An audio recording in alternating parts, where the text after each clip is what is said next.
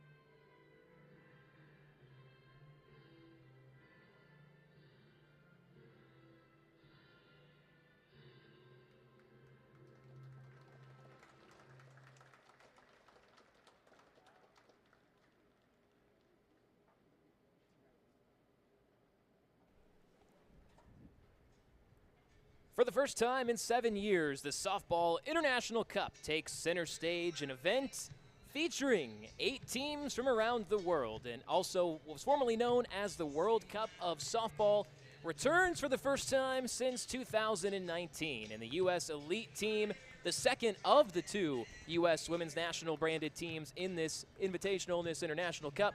U.S. Elite participating in its 4th event of this very, very International Cup. Chinese Taipei doing the exact same thing, participated in the 2014, 2018, and 2019 International Cups.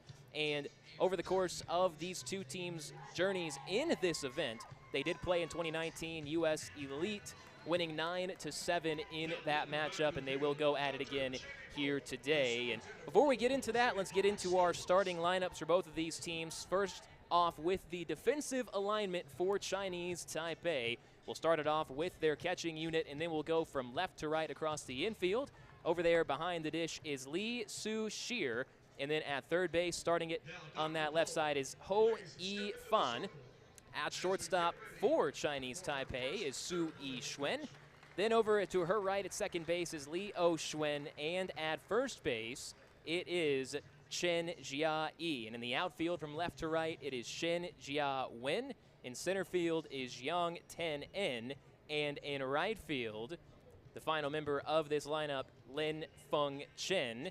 Now we'll introduce you to the USA starting 9. We'll give you their defensive alignments when they are out there in the field in the bottom of the first inning. The U.S. Elite team wearing the all-red uniforms here today. They've got those navy blue shiny batting helmets, and they will be doing the damage, or at least trying to, when we get this thing started. Leading it off is Sierra Sacco, the left-hander that's going to be out in the outfield here today, followed by the designated player, the Texas Longhorn standout, back-to-back Women's College World Series champion, Reese Atwood. Batting third is Charlize Palacios. Batting cleanup is Savannah Jaquish. Batting fifth and in the outfield is Morgan Zirkle, followed by Bailey Klinger. We got a back-to-back Garcia crew in the middle of the infield, Alina Garcia and Gabby Garcia batting 7th and 8th, and rounding it out, it's the Florida Gator, Taylor Shoemaker, making her U.S. Women's National Team debut of any sort of kind in international play. She will be batting 9th. And now to give you a bit of an insight into the Chinese Taipei pitcher here for today's matchup, it is Ke Xia-ai, kind of more known as a tactical, attack the zone, pinpoint the corners, change the speeds. She tossed 3 scoreless innings against Italy during their World Cup qualifying matchup in June. Really has emerged as Chinese Taipei's ace at this point in time, so they go with her in Game 1 of this group play bracket. So the way that this whole thing is organized, for all of you that are unfamiliar, because, again, this is the first time this event has been played in 7 years, the way they do this is there are 2 separate groups comprised of 4 teams, and with that, there will be 2 teams that advance to the semifinal round from them. In Group A, the U.S. Elite team, as I mentioned, being one of those. They are with number 1 Japan, and number 5 Chinese Taipei, and number 42 American Samoa. And then in Group B, it's the U.S. Women's National Team, Canada, China, and Australia. So those 8 teams going at it here in the softball capital of the world, Devon Park. Ryan Breeden again, Mason Humpner as well. Mason, really excited to get to see some international play.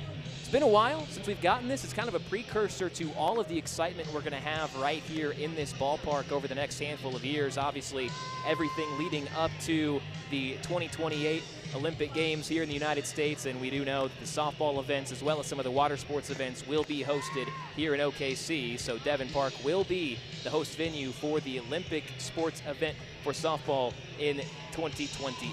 Really excited for that. Yeah, it will be. It's going to be very exciting. And another thing to mention with this U.S. national team and this USA Elite team is, you know, they're thinking down the line. They're thinking about that date too in 2028. So it's going to be very interesting to see, you know, how they play in some of this international play. And it's going to start off here with Sierra Sacco leading things off for U.S. Elite. Sierra Sacco, now kind of becoming a staple of this whole international circuit. 23 years old and from Marrero, Louisiana. She spent the last 2 years of her career at Mississippi State and an SEC first-teamer in 2025, a prolific outfielder, and now up there to bat here in the first batter of the tournament. And the first pitch is lifted well out to left field, and Those deep walls out and left, going to keep that ball in the yard. It is run down by Shen for out number 1. And kind of a good time to mention this as well, Mason, because if you look out there in the outfield grass throughout this game, you'll see kind of a clear line that cuts in front of that fence, and that's actually the fence line of what it was at the Women's College World Series. Standardized fences in international play is 220 feet everywhere, so a bit larger of a park here today. That ball would have left if it was the Women's College World Series, but not here in the International Cup, as the first pitch to Reese Atwood in her USA national team debut is taken for a strike. So 2 pitches into the game, already 1 out for Chinese Taipei, and a good start for a team that can look to come in here and make some noise that maybe some people would not expect. Next pitch, waiting back on that changeup, but just yanked it on the ground to third, and an easy 5-3 put out for out number 2, going across the diamond from Yifan to Chin, and just like that, 2 up and 2 down, and pretty much exactly what we expected so far in the scout from Kuxia Ai, the starting pitcher. Going to use those changes of speeds, and just so difficult to wait back on that changeup. So now 2 down, and Charlize Palacios comes up for the first time, starting at catcher today. She'll wash one just off the plate for ball 1. Yeah, about a softball out there. But so far, you know, this pitcher is doing a really good job here. Shia Ai getting 2 quick outs to lead off this first inning. See if Team USA can get a bit of a 2-out rally. Is another one in there in that outside corner, but this time that softball back in towards the rubber, and it is a called strike. So an even count to Palacios, the Chula Vista, California native.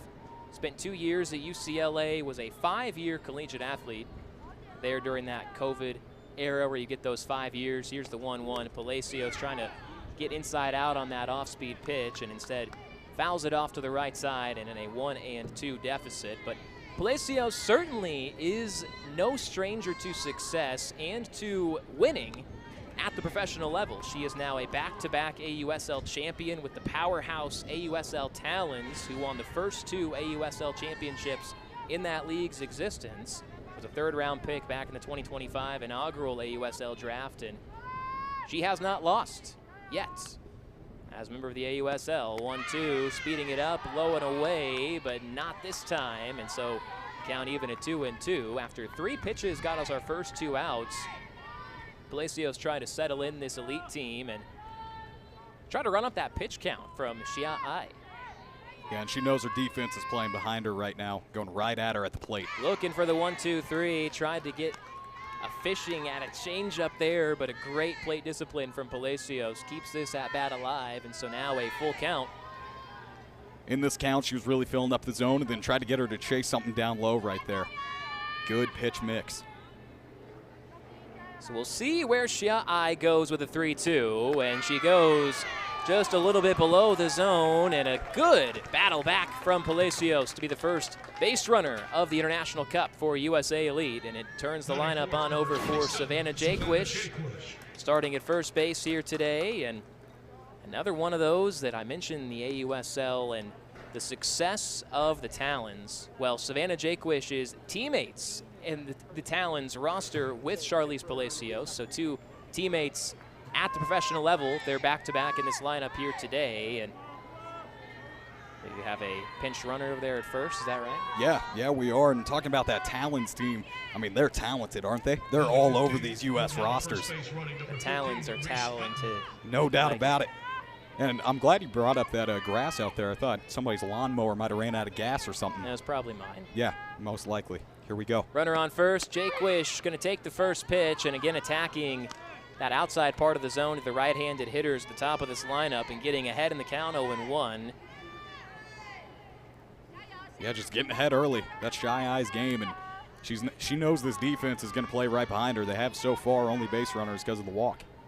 So the Chinese Taipei ace going away again. This time it runs downstairs and a 1-1 count. So she really kind of found her groove as the ace of this Chinese Taipei national team over the course of that World Cup qualifying stage. 3 scoreless innings, as I mentioned, able to get a 9-0 victory in that one international play. So Chinese Taipei is really cruising into this one feeling good as she gets a pop-up out there to straightaway left. Again, those extended out fences going to make it tough to muscle the ball out to the corners, and Another fly out to deep left field from Jaquish, and a 4-batter inning, and quickly able to get 3 outs for Chinese Taipei. So we'll take a introduce you to the defensive alliance, elite, and this Taipei. We'll come back with more here at the Cup presented by.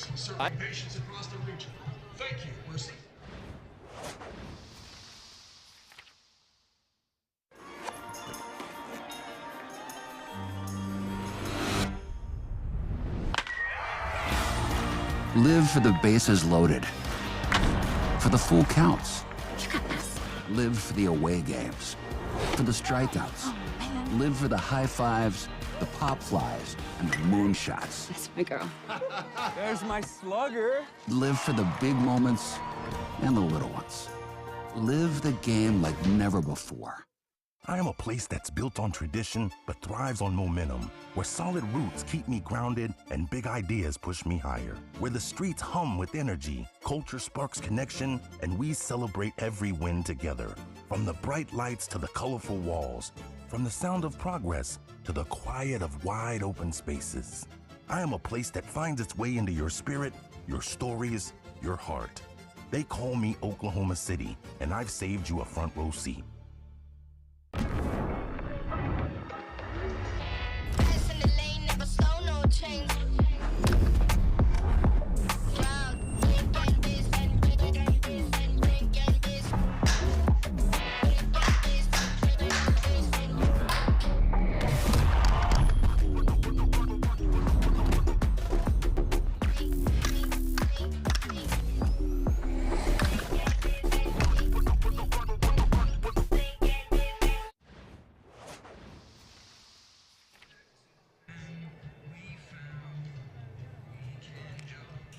Chinese Taipei able to get a quick top of the first inning, and now the U.S. Elite team will have its turn in the field. And starting it off with the defensive alignment for the Elite squad.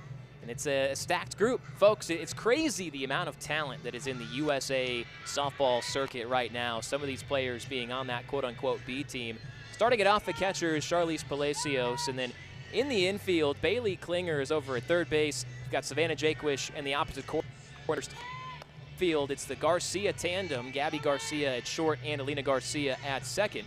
In the outfield, Sierra Sacco, who is the leadoff batter in that top of the first. Morgan Zirkle is out in center field, patrolling the expanded outfields here in international play, and Taylor Shoemaker, the youngster out of the University of Florida, out in right field. The starting 9 for this Chinese Taipei team. Leading it off is Liu Xuan. Batting second is Len Feng Chen. And so, as I mentioned, starting this thing off, Liu Xuan will be batting now, stepping into that left-handed batter's box. We'll go through the rest of this lineup as we continue on with our first at-bat, as the first pitch is swung on and fouled back, as the illustrious starting pitcher for Team USA, Megan Faremo, making the start here in game number 1. The rest of that lineup, by the way, for Chinese Taipei, Lin Feng Chen is batting second, followed by Su Yi Xuan.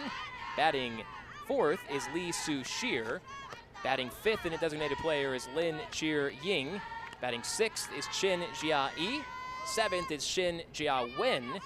Eighth is Xian Teng En. And ninth is Ho Yi Fan.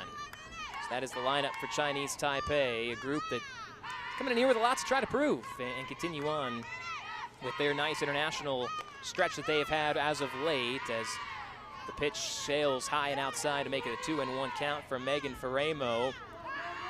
It's been 5 years at UCLA, and to say that her career was decorated would be an understatement. A Softball America Player of the Year in 2020, Pac-12 Player of the Year back-to-back, was a national champion in 2019, her freshman year, and now in a 2-2 count with the leadoff batter for Taipei. In the international circuit, Faremo has certainly figured out kind of how to find her role, and she is one that when 2028 rolls around, have a feeling, Mason, that she's going to want to try to vie for one of those spots in the Olympics. Yeah, no doubt about it. This is a stacked pitching rotation here for Team USA, and one of 8 Bruins in the circle right now. 2-2, a half-hearted swing and a miss gets us started in the bottom of 1. Faremo sets down, Schwan swinging. Yeah, that's what the kids call a sword right here. Just not a whole lot of confidence in that swing, no doubt about it. Picks up the first strikeout on the first batter of the game. Yeah, kind of a defensive swing, to say the very least. But, you know, one of the things that we'll continue to monitor as well, and it's so cool when you get all these different players from different countries in here into these international invitationals and cups and tournaments, because you see different hitting philosophies from all these different countries, right? They go about the art of hitting so differently. Chinese Taipei, these hitters, you know, maybe more compact with their swing, less wasted movements, more point A to point B, as Feng Chin Lin takes a strike, as already one down here in the bottom of one. But in international play, Megan Faremo was a part of that 2024 WBSC World Cup silver medalist team, and a similar swing and a miss there to what she got to retire Lu Xuan in the first batter.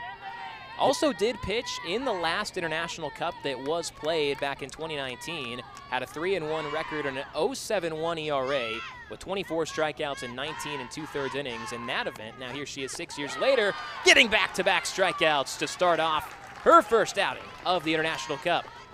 Yeah, she's red hot right now, and not a whole lot of, you know, full body movement. But speaking of full body movement, she's got it right there. I mean, that's a beautiful pitch for strike number 3.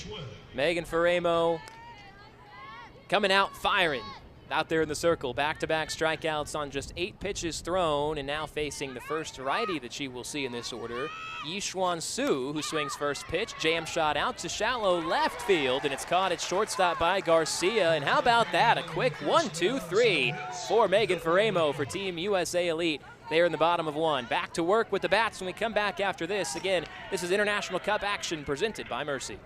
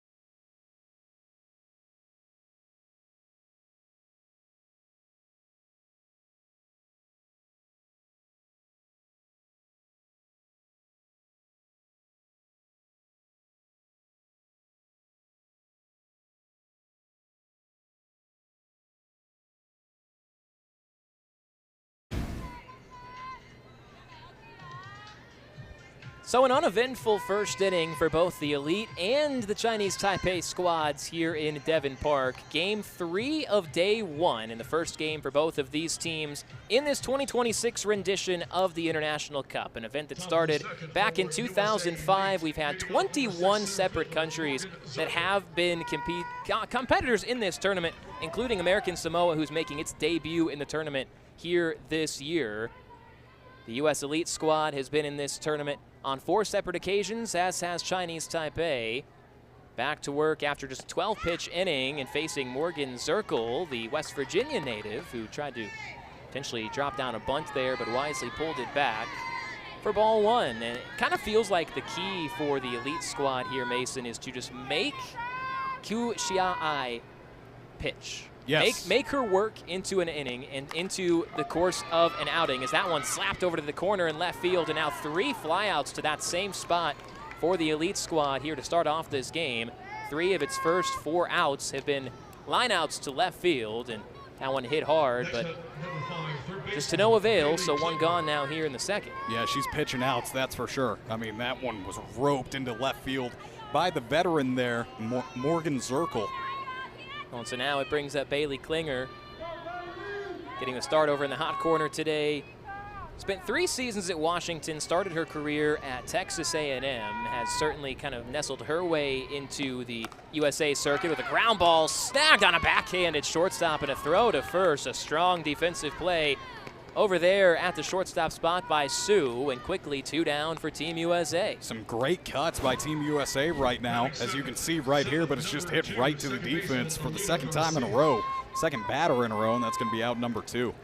Well, very sure-handed defensive squad. You've got a pitcher who is going to be giving you pitch to contact, and if your defense can work for you like this Taipei defense has so far through 5 outs, it's going to be a competitive ball game. It's a squad that, with number 2 out there in the circle, I don't really think that Taipei is going to beat themselves, so Team USA going to have to go make it happen. And before we have this third batter of the inning, Alina Garcia, talking with Patty Gasso, was named as the national team coach during this circuit, 2025 through 2028, which does include the Olympic Games. So she has full jurisdiction to manage that national team squad through that 2028 Olympics. And how about the young gun coming up to bat right here, huh? Alina Garcia pulls it back and takes a strike. As I mentioned, there are 5 players that are on this U.S. Elite roster who are actively in the college game. Alina Garcia is one of those. 2 seasons at UCLA and had a really, really good career so far, entering her 3rd year. Garcia takes a strike, sped that one up there. One of the harder thrown pitches so far in this outing from Xia Ai.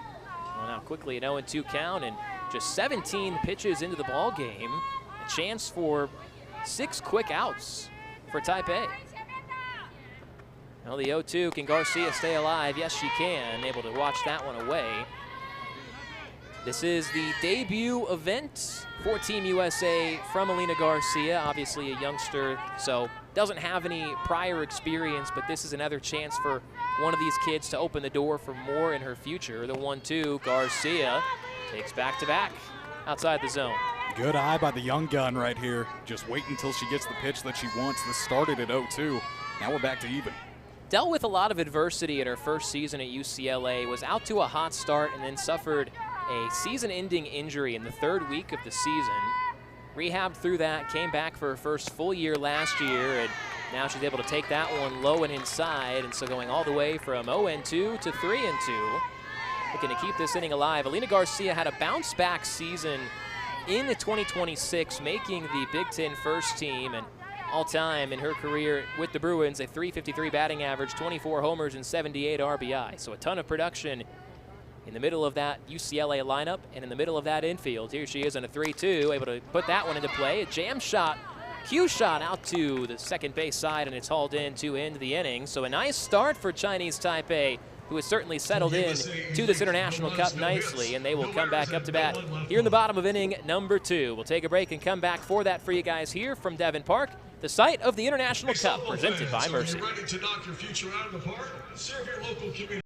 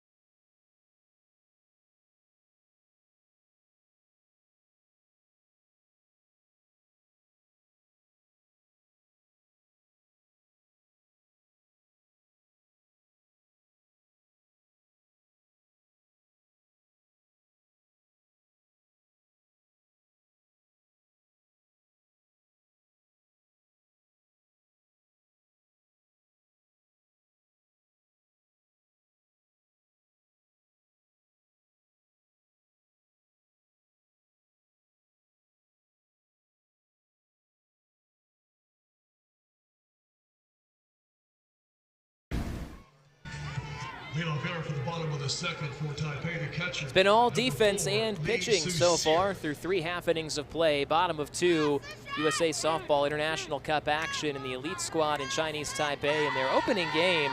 So far, so good for both pitchers, and very, very good to this point for the USA starter in this first game, Megan Faremo, able to get 2 quick strikeouts and now back to work in the bottom of 2. Trying to laser that one in and dips a bit below the zone. And this time facing the Taipei catcher to lead off this inning right here, Lisa Shear. Appreciate you guys for tuning in from wherever you may be. International Cup action presented by Mercy. Back-to-back 3 up, 3 down, half innings. Let's see if that continues here. Well, a good start to this first at-bat for Ramo, able to find the zone again right there. And I mentioned what she has done in her career. 5 years at UCLA, has been out of the collegiate game for a handful of years, has made a name for herself in several different places, the AUSL being a main one of those, the Japan Diamond League, the Mexican Softball League as well, so kind of has her hands in 3 separate cookie jars. Speaking of cookie jars, going up and in right there to Lee, and now a 2-1 count. You know, one of the things that I find most intriguing about Megan Faremo is her involvement in the community and what she has done with the Women's Sports Foundation. She was nominated for the 2026 AUSL Impact Award.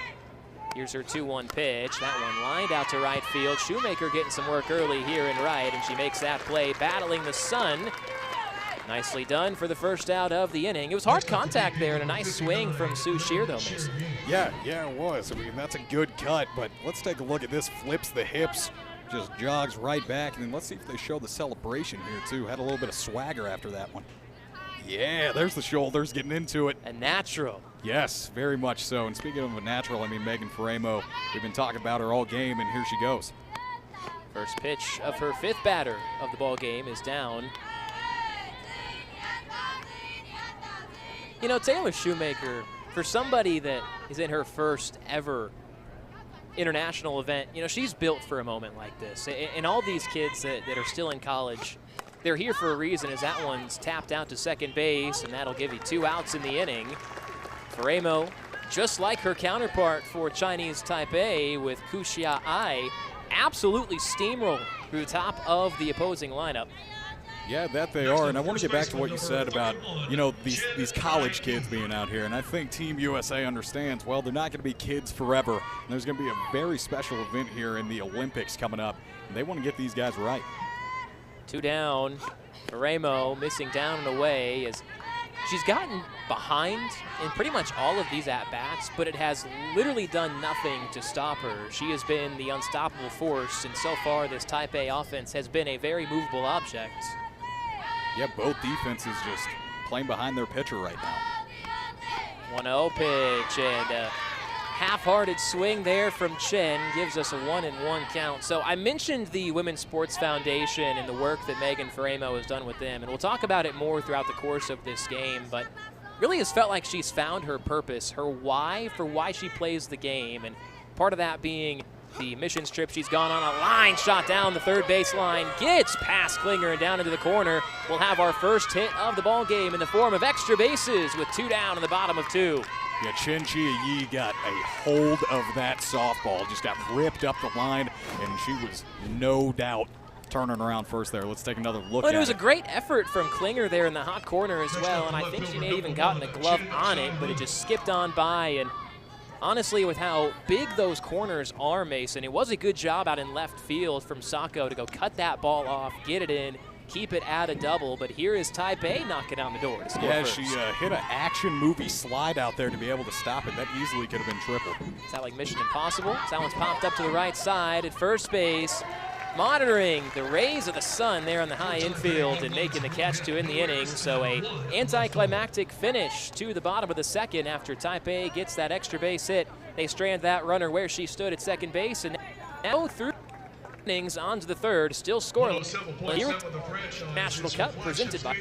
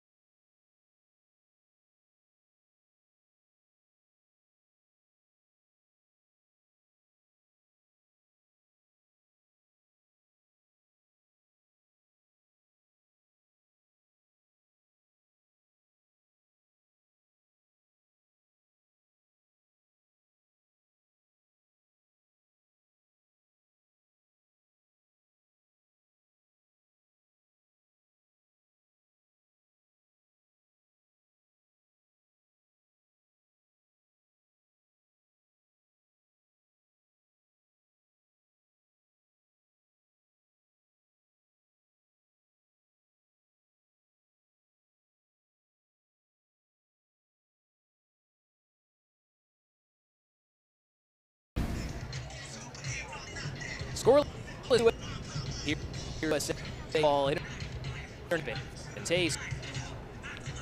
National for Patty Gasso, the longtime legendary, just down I-35 Norman, and I mean, what left is there for Patty to accomplish on that coaching resume? 33 years, NFCA Hall of Famer, 1,780 career wins, titles, which long-time legend coach over at Air. The most in NCAA, which win 4 Women's College World Series. She is the very best, and the step for her in her coaching career at this stage was to get the reins of the national team. She was that 25. The decided to take over this team, lead them through that Olympic time with that title beginning. And brought in with her a lot of assistant coaches who have been around the block. A couple of those, Mason, I want to talk about. The one who's really doing most of the quote-unquote head coaching here in this event, it's her current pitching coach, assistant over at Oklahoma, an absolute coach, pitching coach at OU since 2018. 9.1 ERA, 3,121 strikeouts, and 170 shutouts. That's basically 3.5 full seasons worth of shutouts since 2018. So she's the one who's kind of doing most of the pitch calling, the dirty work of this event right here. Obviously, this coaching box, she kind of the acting head coach for this event. Patty Gasso, the main duo, a lot of others as well that we'll talk about. John Barchfeld, Lincoln Martin, Chris, and Jen McFalls. And then on the other side of things, head coach for Chinese and one of the legends of Taiwanese, played for Chinese Taipei's national team for a decade. She actually was a member of the Taipei roster in the 1980s games in Atlanta. And you know what? Those Olympic games, they were the first ones. Football was a sanctioned event in the Olympics. So, and really, she's a real one, a day one. She's an OG to the sport. The founder, for absolutely, sure. She is. One of the founders of Chinese Taipei softball, and and a silver medal in the Asian Games for Chinese Taipei over the course of her career. In the early 2000s, into the head coach of this national for several years. She was an assistant in the World Games, and now she has taken over this program. It's regional of coaches for their them. They were assistant, and now they're head coaches for them because the love that they have, the love that Ha-Xin Lin has for Chinese Taipei softball is second to none as a result of that. Yeah, there's a lot of love for softball, around the world. And fortunately, we're able to see that with this tournament here. You got a bunch of teams from a bunch of different countries coming together and competing at a very high level. These are some world-class athletes that we're able to see right here today.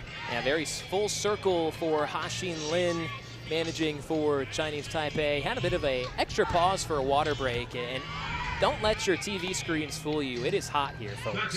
Me and Mason are sweating. Oh, yeah, no doubt It's about it. 103 with the heat index. Yeah, That it's sun's 103. Layering right Heat down. index. We got the windows open. Went down to the concession stand. They got piping hot chicken tenders and curds. Yeah, they were kind of cooking you from the inside, I think. Yeah, no doubt. It was. So Gabby Garcia going to lead this thing off here in the top of inning number 3. First pitch swinging, a little tap shot out to the middle of the infield, and it's backhanded and stopped, but not enough to make a play. There's a leadoff single and the first hit for Team USA Elite. Yeah, Gabby gets on right there. And a great effort by the second baseman, Ocean Wynn, out there. Got a hand on it, able to stop it from going to the outfield. But the wheels turned on for Gabby Garcia, and she makes it to first.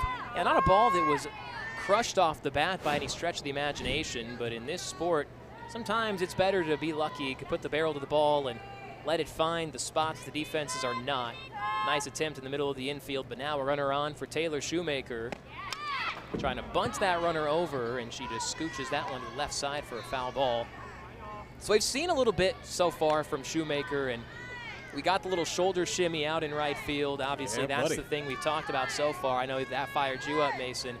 But so far, through 2 seasons at Florida, she has set single-season records for the Florida Gators already to this point in time. Here's the 0-1. Lifts that one out to opposite field, over to the line. Gonna be a tough play. Slides and to no avail.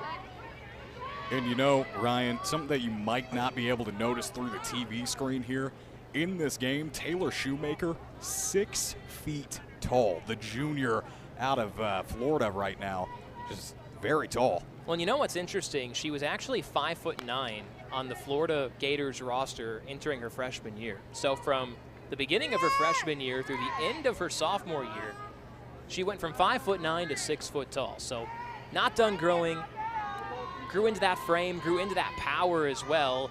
As a result, she has 40 career home runs with the Gators, 145 RBI. See if she can pick up her first ever international play RBI with a runner on first and an 0-2 count. And that one way out, kind of looked like an intentional pitch out that time. And you got to think they're happy to have Shoemaker on the elite team with not only, you know, physical growth, but also growth on the diamond as a player. She had that great catch out there. Now she's up to bat facing a 1-2 count. Nice right on left matchup in the 1-2. Another foul ball, able to stay alive. And Shoemaker made the tough decision when she was coming out of high school to go from where she grew up in Fullerton, California, all the way 2,400 miles away to Gainesville, Florida. So coast she to took, coast. There's taking a leap, and then there's skydiving out of where you lived. And you would know about that, Mason. You skydived for the first time yesterday. I sure did. That's all you, brother, not me. Out in Arizona, man, it doesn't feel like what you think it feels like. I had to double take, and I didn't even know if I jumped out of the plane. It was so weird. My brain couldn't even process it. Well, it was a heck of a leap that Taylor Shoemaker made to go across the country. She is thriving, and she's putting a ball in play to shallow left, laying out for it. And is that a fair ball? It looks like it is not. And slow to get up in the play out there in left field is Shin. Hope that she's okay. Looked like that ball bounced off of the grass and maybe came back up and got her on the face. Went full extension for this ball, and it was a foul ball, and yeah, it did bounce off of the glove, off of the ground, and came right back up. Yeah, that's right to the nose. kisser right there. I mean, you talk about loving, you know, Chinese Taipei softball. That's all love right there. Full effort play. Love hurts sometimes, Mason. It sure does. That's what they say. Yeah, I would know. So a long at bat for Shoemaker, the 6th pitch of the AB, still down on the count, 1-2. And lifts that one out there high to center field. Looks like this thing will stay in, but kind of monitoring that sun and making the catch. Had to put that extra hand up just for some more assistance to battle the sun out there in center field. Jia Ing makes the catch. So the first out of the inning, Shoemaker a towering fly ball out to center field. And now we turn the lineup back over for Sierra Sacco to see if she can avenge her fly out that she had in her first at-bat, a fly out to left field. And what a competitive at-bat that was by Shoemaker. It didn't result in anything that you're going to see on the scorecard, but, I mean, you know, making her go that many pitches and then going out with a hard-hit ball, just foul ball after foul ball to stay alive. Very nicely done by Shoemaker. Second time through the lineup, looking to bunt the runner over. She gets that down, and the throw to first is in time, but a sacrifice bunt executed to perfection by Sierra Sacco. First runner in scoring position for the red, white, and blue. Trying to continue to apply pressure, had that quality at-bat, just an at-bat ago from Shoemaker, and then trying to get the leadoff runner on and just put something into play, trying to get that bunt down. And if they can make Chinese Taipei panic right there in any way, she's got the wheels to make it easy, but they make the routine play and get out number 2. Well, now you set up a two-out RBI opportunity for one of the very best at that exact thing in the softball world. Reese Atwood takes a slow one down and inside, and it's a called strike. That one right down there, nestled into the bottom corner. Looks like a change up there out of the hand, slowed that thing down.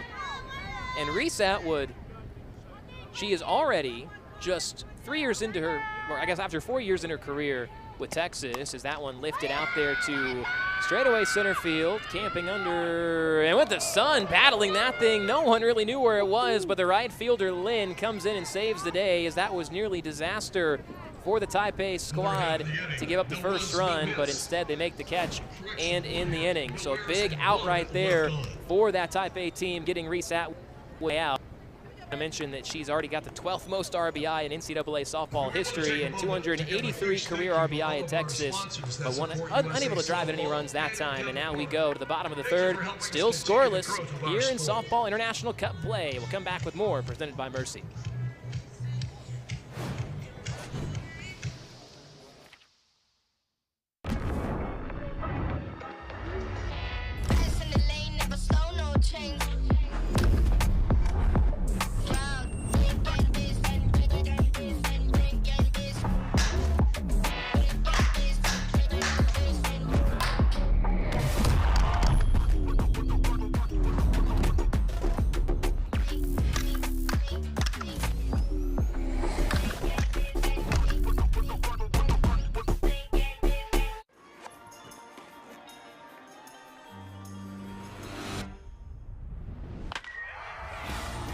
Live for the bases loaded, for the full counts. Live for the away games, for the strikeouts. Live for the high fives, the pop flies, and the moonshots. That's my girl. There's my slugger. Live for the big moments and the little ones. Live the game like never before. I am a place that's built on tradition but thrives on momentum, where solid roots keep me grounded and big ideas push me higher, where the streets hum with energy, culture sparks connection, and we celebrate every win together. From the bright lights to the colorful walls, from the sound of progress to the quiet of wide open spaces. I am a place that finds its way into your spirit, your stories, your heart.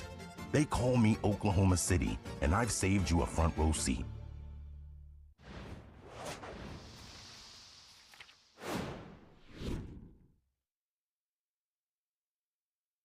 Nothing, our score, U.S. Elite and Chinese Taipei. And you missed a strike thrown by Megan Faremo, who's gotten just 20 pitches at her disposal, and she has gotten 6 outs, looking for that 7th one as that one kicks away in the dirt. And Megan Faremo certainly so far has looked pretty close to unhittable, other than that double she gave up to Chin Xiao Yi there in that last inning, now facing 8, 9, and 1, so she'll get to her second time through the order here in this inning as well.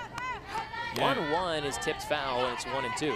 Even that double that you talked about, I mean, that thing was hit hard and was even off the glove of Klinger. It could have been caught, but with how hard it was hit, it was just a hard play to make, so it wasn't even like that was that big of a deal anyway. And you are absolutely right. That first inning, she went 3 up, 3 down with 2 swinging strikeouts to start this thing out. Looking for the first out of the third and nearly gets it, but a defensive swing keeps the at-bat alive. And this pitching staff that the U.S. Women's Elite team has is better than you would see from a lot of other countries' A teams. And you've got, obviously, Faremo leading the way. Also there in the cards, you have Ali Carta, you have Tegan Kavan, you've got Kalani Ricketts, who was warming up, the lefty. She was out there in the bullpen an inning ago. I think it's kind of quiet as of now, but you've got Kalani Ricketts at your disposal, and of course, how could I forget the $1 million arm, Nyjah Kennedy, out of Texas Tech. She's in the pro ranks now, and so the 5 pitchers that you've got, pretty darn good. Yeah, she'll be exciting to watch Nyjah in this tournament a little later in the weekend. 2-2, dropping that one off the table and not going after it. A nice at-bat here from Xiang, and it is a 3-2 count. Count's full here. One of the longer at-bats that the Chinese Taipei squad has had so far. I think the only time it's been full has been right now, 3-2. Going inside and getting the called strike 3. Dot in the corner and able to make that pitch in the right spot, and now there's one away. 3 strikeouts so far for Faremo. And that one was backwards. I mean, didn't even take the bat off the shoulder hardly. Thought it was going to hit her, but got it right in that zone, and Faremo just continues her excellence with her 3rd strikeout of the game. Good job from Charlize Palacios, the catcher behind home as well, to kind of frame that thing and snap it back, make it a bit more believable. And now getting ahead in the count of the 9th and final batter of this lineup for the Taipei squad, Yifan Ho. And you can see, I mean, this is a mental battle that she is winning in the circle right now. These check swings, these half-hearted swings. 0-1 pitch, flared to the left side, and it's an 0-2 count.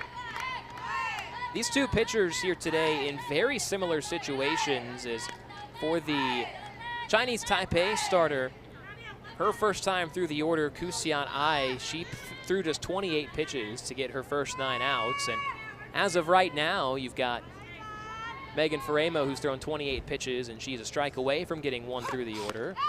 Going outside, and no dice on that call, but a competitive miss right there from the right-handed laser arm of Faremo.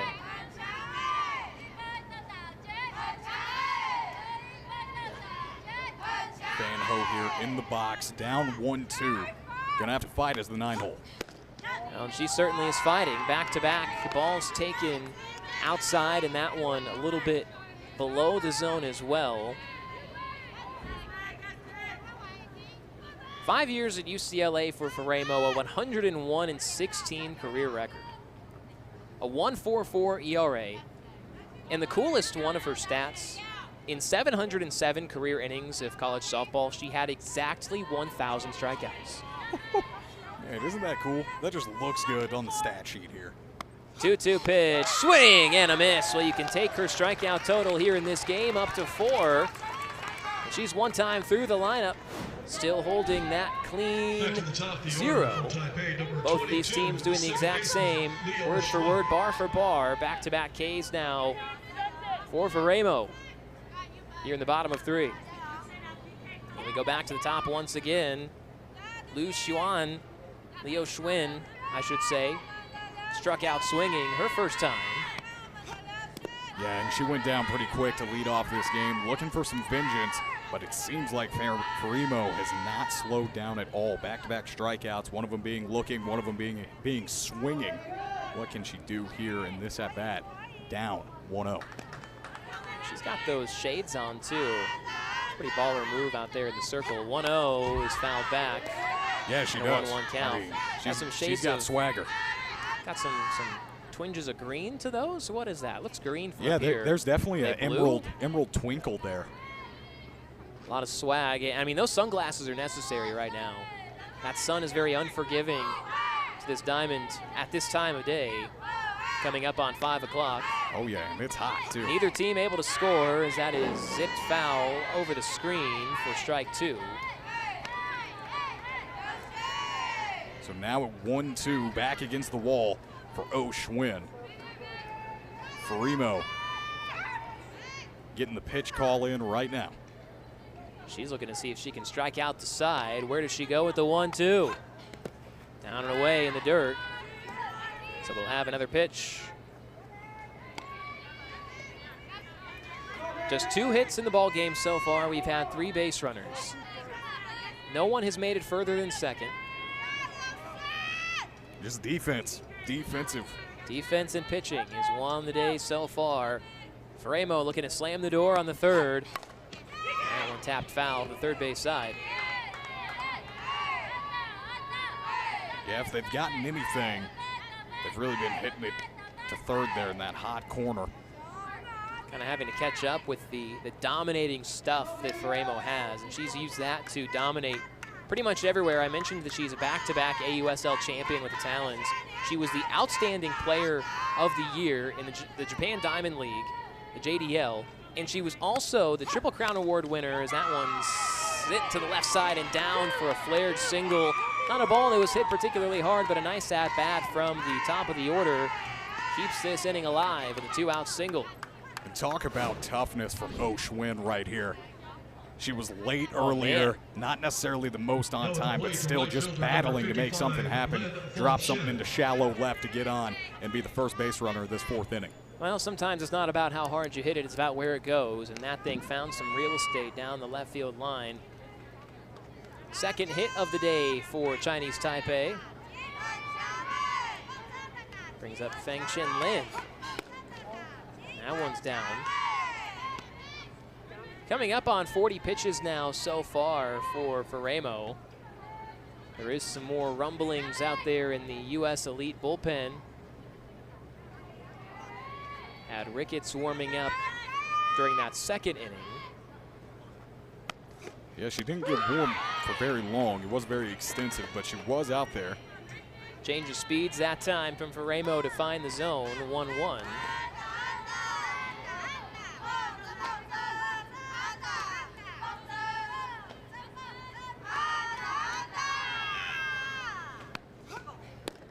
Dropping that thing down again, pulled the string, and no swing from Lynn.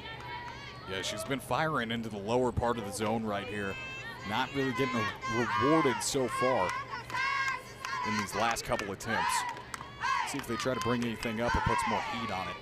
Well, there's absolutely a reason that Lin Feng Chen is in this spot of the lineup. Going inside, and I think they skipped off the hand. Either Lin had a good sell job of that, or that, in fact, did graze off of that right hand, and it looks like it did. So a hit batter continues this two-out rally. And that thing, yeah, it definitely changed the trajectory. It looked like it hit off of the wrist, maybe caught some of the into the bat as well. And that clear change of trajectory, Lynn will be run for. We'll see if she can stay in the game, kind of shaking out that hand as she heads back to the bag. So with that, into run right now as well, Ye Gui Ping. First time that either team has had multiple base runners at one given time. Yeah, haven't been very many ducks on the pond here, but let's see if Chinese Taipei can make them pay. And let's also see if Faremo can get out of the circle here without giving up too much damage. Well, facing the heart of this lineup, second time through, it was a pop-up on the infield from Su Yi Xuan, and now she is back up for a second time. Struck out her first time up, or correction. She popped up. Popped up. Yep. But now has an opportunity to make something happen. One of the veterans of this team, been playing in that senior international championships since 2018, and she takes a strike. Played in the 2018 World Championship, the 2019 Asia/Oceania Olympic Qualifier, the 2023 World Cup, the 2025 World Games, and the 2026 World Cup Qualifier. Taps that one back, foul, and now 2 strikes. Back-to-back strikes being thrown after that quick little meeting with Faremo. Looking like it's going to pay off. Let's see what she can do. Up 0-2. Both teams looking to try to break down the door and score first. Taipei certainly actively with the best chance now, but Faremo going to have something to say about that. She gets the ground ball to end the inning to the first base side. Stepping on the bag is Jaquish, extinguishing the Chinese Taipei Flames in the bottom of 3. And we go to the 4th, still searching for that first run here in Game 1 of the USA Softball International Cup, and it will be the girls in red back up there again. We come back, again, USA International Cup. Timers. This is what we're all here for, and they respond to their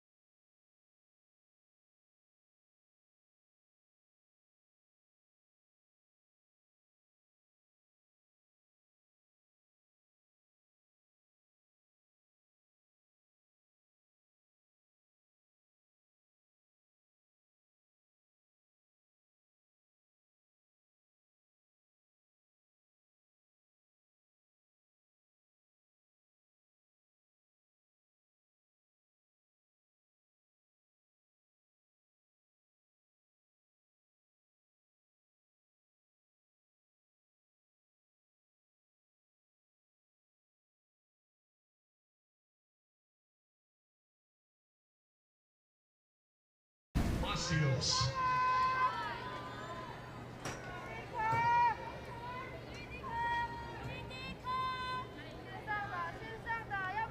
Time for the U.S. Elite offense to go back to work. 3, 4, and 5 in the order. Swinging first pitch, Charlize Palacios, and she's down on the count. 0-1. The starting catcher, a 2024 UCLA Bruin alumni and from Chula Vista, California. That was a big cut right there, yes, wasn't it? It was. Wanted all of that one. Waited back on the changeup right down the third base line. It's snagged on top of the bag, maybe a little bit to the foul side of it, and you see the gesture from our home plate umpire saying foul ball. That thing was as close as can be to fair. Yeah, let's take another look at it. Got around on it really early, and that might have been a fair ball. I mean, a great play over there by Chia Win, regardless. Being able to get a glove on that. That was hot. That ball definitely flirted with that low and outside corner of the bag down the third base line. So now an 0-2 count. Palacios looking to battle and takes one down and in near the shins. Palacios, a third-round pick in the 2025 inaugural AUSL draft with the Talons. 3-time Pac-12 first-teamer with UCLA. She was also with Arizona, who was a member of the Pac-12 at the time as well. The prehistoric days of college athletics when teams were in regionalized conferences. There's a foul ball and it's 1-2. Now you get UCLA in the Big Ten, you get Cal in the ACC, you get SMU in the ACC. It doesn't make sense anymore, but yeah, it's all over the place. You know, it is what it is. And here we are. Palacios has had some hard cuts on this, facing a 1-2 count. 1-2, down and away through a breaking pitch, and did not take the bait that time. So 2-2 count now. She was the first base runner for Team USA here with a walk back in the first. She's battling here in this count as well. 2-2. Swings, jam shot, sky high in the middle of the infield, and it is gloved by the catcher, keeping the mask on the entire time as well. Threw off the face protector of that mask, kept the helmet on, and made the catch. Lee able to haul that thing in on the dirt, and now there's one away. So part of why Chinese Taipei has had a lot of success is they have limited the early base runners in innings for U.S. Elite, have had just one of their 4 leadoff batters reach base safely. And now getting ahead in the count to Savannah Jaquish back up for the second time. She flew out to left field. And that's exactly how you get those outs defensively, is getting ahead in those counts. And Chinese Taipei, has been doing that. Here's the 0-1. Jaquish takes it outside. Count even in 1-1. And Savannah Jaquish wearing that number 27. She does so basically to copy what her older sister Carissa wore when she played softball at Notre Dame back in the early 2000s. Here's the 1-1. Jaquish waits for that. Crushed out to left center field, to the wall, in the first run of the game. Muscled out by Savannah Jaquish, and the USA Elite squad on the board first. Yeah, buddy, that'll wake you right up, won't it? Take a look at the fans. Saw some yawns out there before that, but man, that ball was ripped into left center. First mistake pitch really of the game from Kuxia Ai. And Savannah Jaquish, the first baseman for USA Elite, not missing it. Look a ball at the thighs and just muscled on a line out there to left center field. And just like that, it's 1-0. That it is. Well, and that certainly caught the attention of the Chinese Taipei dugout as they're coming out for a visit with their entire infield. After the solo home run, Savannah Jaquish, certainly no stranger to hitting home runs in international play. When Team USA won the 2025 World Games gold medal, she had a home run in that event.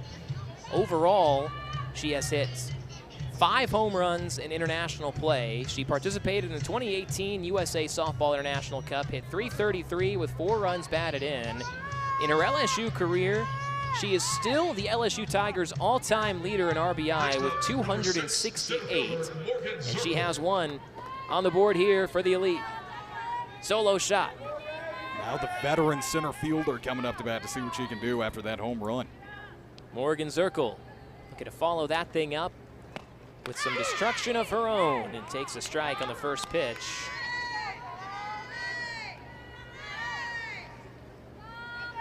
What a shot that was. Just power, fully leg-driven swing there by Savannah.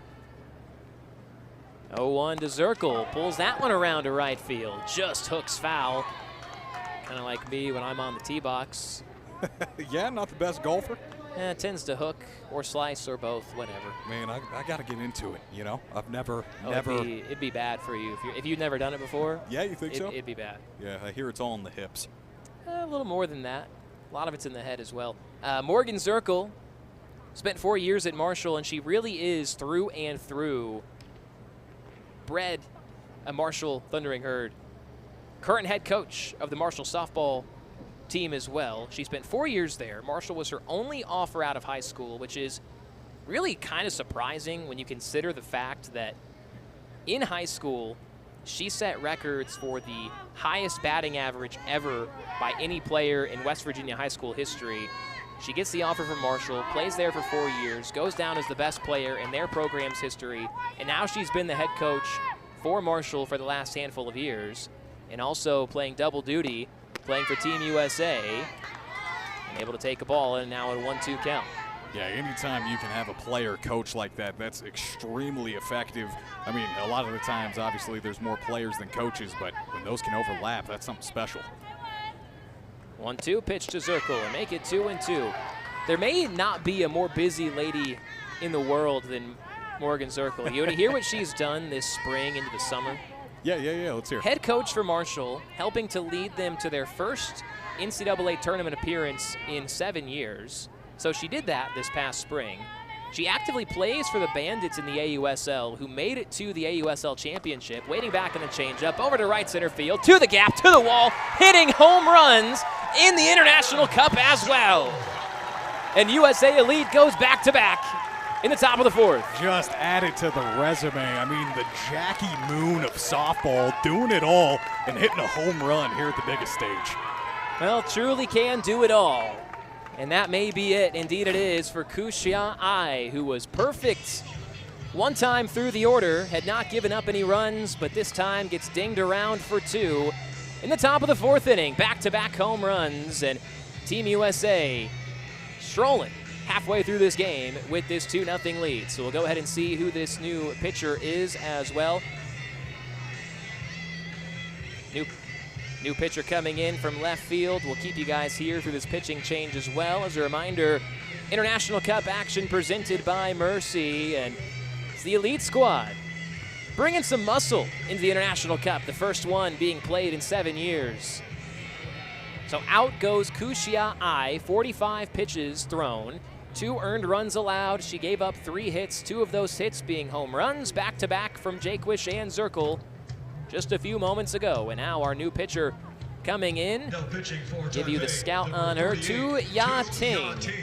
Certainly one of the important pitchers during their World Cup group stage earlier this summer. She pitched 4 innings of work in their win against Cuba, came on as a relief pitcher in that one. She also entered the championship game of that same event against Canada in extra innings. So they are not afraid to go to her out of the bullpen in some crucial moments. Known as being a relief pitcher, so makes sense that she would come in here to relieve the starter at this point of the game. And the biggest task at hand now for Tu Ya-Ting is going to be keeping this thing at 2 and giving the offense a chance to go to work. And whether it be against Megan Faremo or if we see a new arm out there this next inning for Team USA, it's crucial for Chinese Taipei here in these next couple of batters to not let this damage continue to compound upon itself and turn into an avalanche here in OKC. Yeah, one of the most important parts of this pitching change here, Ryan, is got to be just taking some time away and kind of slowing down, not letting Team USA back into this batter's box here, just trying to slow down some of this red-hot momentum that has accumulated over back-to-back home runs from some veteran leadership in the heart of this lineup. So the ones looking to continue on that torch, going to be Bailey Klinger, Alina Garcia, and then maybe Gabby Garcia if somebody else gets on base. And Bailey Klinger, so far in this game, she's 0 for 1 with a ground out to shortstop. It was a hard hit ball that was backhanded deep in the hole on the left side of the infield. But Bailey Klinger, 3 seasons at Washington, spent a year at Texas A&M, a native of Houston, Texas, and has been a member of Team USA sponsored events since 2017, was a member of the Junior Women's World Championship, and she was a gold medalist winner in her first ever appearance with Team USA. She hit .393 with 2 home runs and 10 runs scored in that event. She has played in the 2024 Japan All-Star Series with Team USA, the 2023 Pan American Games and World Cup stage event, and she also played in this very event in 2017, and she hit .500 with 2 runs scored, 6 RBI, and a home run. And the crazy thing, Mason, at that time, Bailey Klinger still had not taken a collegiate at-bat. When she last played in this event in 2017, she still technically was a high school kid. Yeah, no kidding. This infielder is only 26 years old and was playing for this team almost 10 years ago to this How point. ridiculous is that? It What were is, you isn't it? doing when you were 17, Mason, 16? When I was 16, Were you 17, playing for Team USA? man, I sure no, wasn't. no, I wasn't. I was on the game. I was eating fried chicken. That just sounds like what you did today. Well, yeah, that's true, too. All right. Things all right. don't change You're over calling me 10 out. years. Man, hot chicken here. Bailey Klinger, moonball out to the Bermuda Triangle in center field. Calling it off and making the catch is Sue. And that one could have been trouble, but good command at the shortstop position to call him off in the outfield.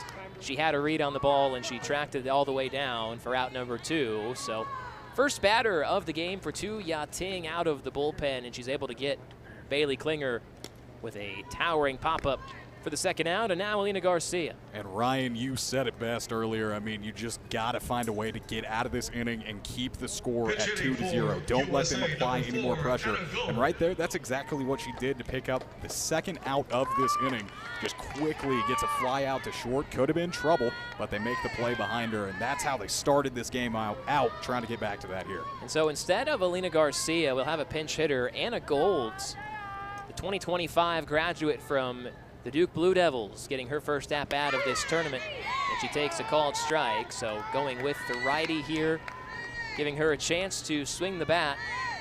Anna Golds from Austin, Texas, and spent 4 years at Duke, was drafted 9th overall in the 2025 AUSL College Draft, was a 2023 ACC first-teamer, and a 1-1 count now. She was the AUSL Rookie of the Year in 2025, the first winner of that award with the Blaze. Member of the all-defensive team as well. Has had an illustrious career, as all of these members of the roster have, as there is ball 2 really slowing that thing down to a crawl. On Anna Golds, you know, she kind of was destined for this type of greatness. She kind of downplays it, but she grew up with her own hitting lab in her family's basement. Her dad made her and her brother their own hitting facility downstairs in their house, as there's ball 3. You talk about being invested in winning. Gold is. No kidding. She has that hitting facility, and like you mentioned, she's quite the defender. Well, and it worked. It worked. And it worked when you consider that Anna Gold made it to the AUSL, has done what she's done, and her brother, the other one they did that for, he was drafted in 2022 in the 5th round by the Detroit Tigers. There's a foul ball for a full count now with 2 away. Athletic family. the Golds are. Absolutely. She did something that's on my bucket list too. Anna Yeah, Gold what's did. that? She threw out the first pitch at an MLB game. She's from New York. She threw out the first pitch at the Yankees-Rangers game on May 6th. Talk about the significance of that. How do you think? I don't know. It's just a fun, random side quest. It'd be fun to throw out Yeah, the first no, pitch no sometime. kidding. Yeah. It'd also be fun to sweat in the press box at the International Cup. 3-2, yanked a ton foul, and it will keep the at-bat alive. 2 home runs already in the inning for the elite squad. Back-to-back from Jaquish and Zirkle. That's how we've gotten to this 2-0 score, and certainly not making this easy on the new pitcher out of the bullpen for the Taipei squad. Tu Yating about to throw her 7th pitch of the at-bat. Here's the payoff, and Gold swings, lifts that one well to left field. Will it carry to the wall? It sure will! Home run number 3 of the inning for the elite squad. And Anna Gold off the bench has left the building. Chinese Taipei brings in Tu Yating And we make a change as well. We go eye for an eye, make an adjustment in the lineup, bring in Anna Gold. And man, look at this. She gets a piece of this one, doesn't she? From the pitching lab, or from the hitting lab, I should say, in her basement, all the way here to the softball capital of the world, and leaving the yard to left center field. And it took 4 innings for Team USA's offense to wake up, but they have arrived. Man, they have arrived, and they are fully awake now. All smiles in that dugout right now. 3 home runs in this inning, and you got to give credit to Chia Wynn for giving the courtesy crawl up the wall out there, but that thing was long gone. Gabby Garcia swings first pitch, and she will find the bleachers down that left field line. We talked in the early part of the broadcast, too, about the standardized 220-foot fences all the way around, how it's going to be a little bit harder to leave the yard here today, and certainly no problem for Jaquish, Zirkle, and Gold. Yeah, that has been no problem here in this 4th inning, and they have really just cleared the wall. I mean, they have been crushed home runs.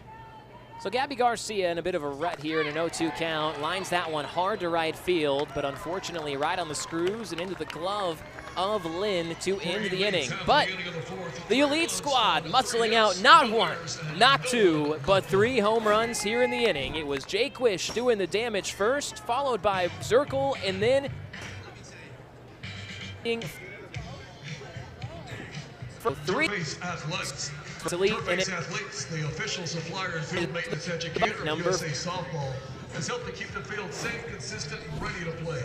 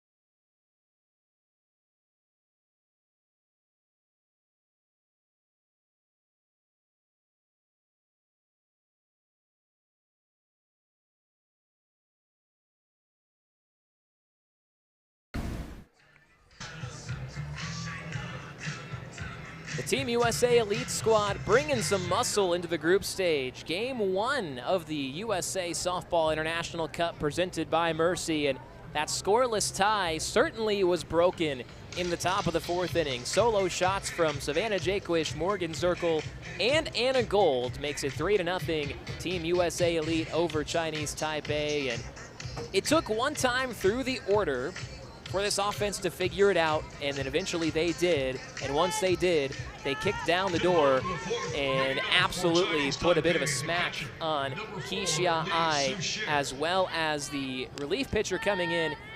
That was Tu Ya Ting, and so now USA with a lead, and Megan Faremo heading back out there to the circle for a 4th inning of work. Yeah, that was a 3-piece of solo shots right there. First pitch, ground ball up the middle, past the diving Gold at shortstop. She just checked into the infield after that home run and got a bit dirty. You're gonna certainly have to clean that off later before tomorrow's action against American Samoa, same time, 4 o'clock right here on ESPN+.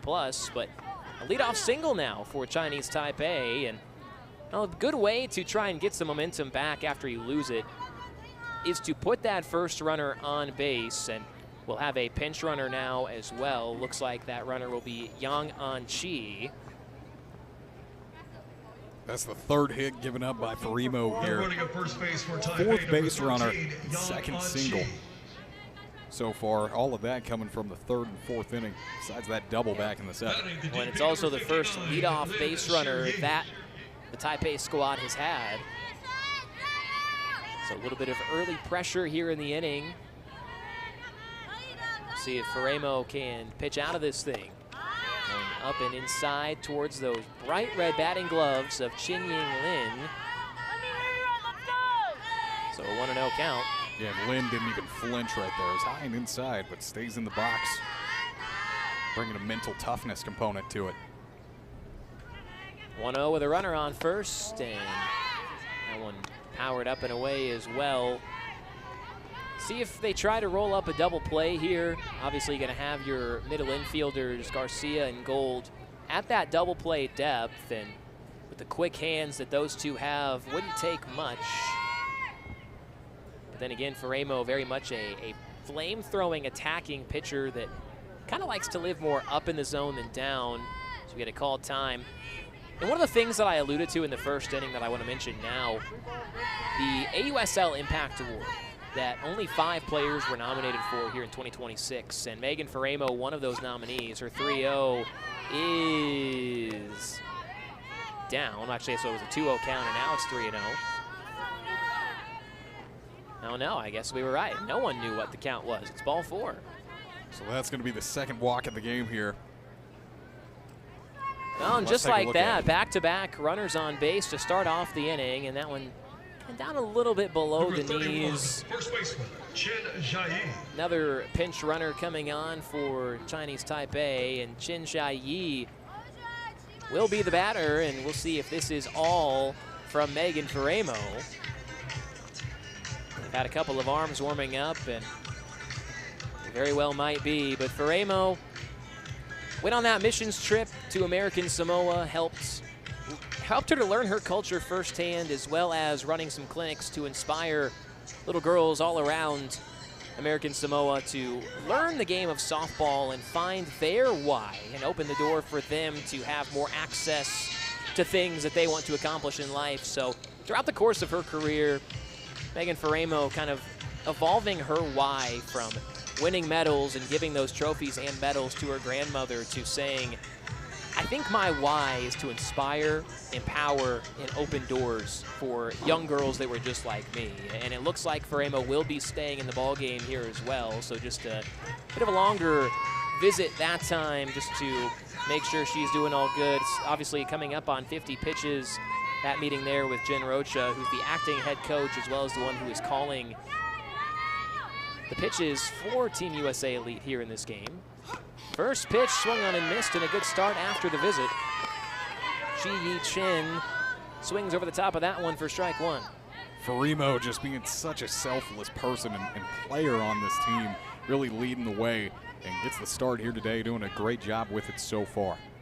So facing the veteran left-hander who doubled her first time up, was the first hit of the ball game, and now takes down and away for ball 1. Has been part of that Chinese Taipei senior system for several years now. Has competed in international play for each of the last 6 seasons. Here's the 1-1, and a bit of a half-hearted tapper foul to the right side. Count now 1-2. Plays back in Taiwan as well in the Social Women's Softball League, where she was named one of the standout players in the 2017 season. Been around the block in international play, and right here in the middle of this lineup with a big chance for Taipei to try and get onto the scoreboard for the first time. Runners on first and second and nobody out, and a 2-2 count. Palacios thought about throwing down there, but holds off, hauls it in, keeps it in the yard. She hasn't had to be quite as attentive to those base runners, but she definitely has her eagle eye out now for them. 2-2, swing and a miss, strike 3. And a big out number 1 from Faremo. A massive big out, number one by Faremo there. You have 2 base runners on and no outs. A lot of time has gone by with that walk, with that base hit, that meeting, and just no out put on the board. So to be able to pick up a big swinging strikeout right there out of their power hitter who had a double beforehand is really great work by Megan. 5th strikeout of the game for the USA Elite starter. And now ahead in the count, 0-1 after Shi Wing Chen tried to bunt those runners over and maybe even turn that into a bunt single herself. Left-handed batter, definitely more known as the veteran presence who has good dexterity with that bat. Not going to be a major power hitter, but she can move runners over. She can beat out some of those infield singles, and she is very accomplished as well, just like most of these players have. She's played in international events since 2022. 0-1 pitch, that one up and away, 1-1.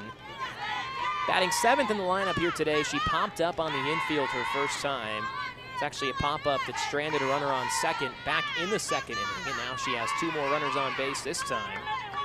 Team USA with just 1 more hit than Chinese Taipei, yet still up 3-0, and there is strike 2. Yeah, this is exactly who Faremo wanted to get to here. Had to get out of that jam there with 2 runners on and no outs. Picks up a strikeout, and now you can just go right at Win here. She's doing so with a 1-2 count. Well, and her go-to out pitch has just been the flamethrower. She tries to go to it there, and it's a little bit outside, so now a full count. Yeah, it just gets away from her a little bit there. Believe still going to be 2-2, so a little bit room to work with. This is a big at-bat right here from Faremo, the one that may dictate how the rest of her outing goes. Line off of her hip, leaks out into shallow right field. They're going to hold that runner up at third, and so now, as the ball gets away, they're going to come try to score. Scramble back to the plate is not in time, and Taipei steals a run here in the bottom of the 4th inning after complete chaos out there on the diamond. Started with a ricochet off of the left hip of Faremo, and would imagine that we will pause and make sure that she is okay after being collateral damage of that whole sequence. Still trying to go cover behind home plate. Got her right off of that hip. They initially held the runner at third, but then this throwback in to the catcher kicked away, and that resulted in the aggressive send home, which did result in the first run. That toughness and that leadership, staying in the game, staying in the way of that softball. Didn't really have much time to get out of the way of it, but just trying to make a play, trying to keep it in front of her, ricochets off, like you said, Ryan. And they were trying to check on her, trying to ask if she was okay, and just with a stoic, stone-cold face said, yep, I'm going to stay right here. And stays in the game, shows that toughness. And then it was kind of a track meet after that, running around, trying to get the out at home. But, man, just showing that toughness and that leadership that you were testing to earlier in this inning. Yeah, they may let her throw a warm-up pitch or 2.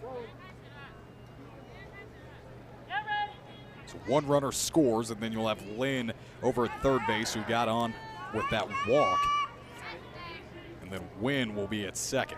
Well, so just like that, it's a 2-run ball game, and the tying run is at second base for Chinese Taipei. Still 1 out in the inning. First pitch cut on and missed. It's Yang Ten Eng. Pick that adrenaline right back up after getting hit in the ribs there, giving up a run. That was a mean fastball with some tenacious speed. That rise ball, just like most of these pitchers in this U.S. Elite squad, kind of that signature go-to pitch. You got the rise ball, you got the drop and the changeup to go with it as well.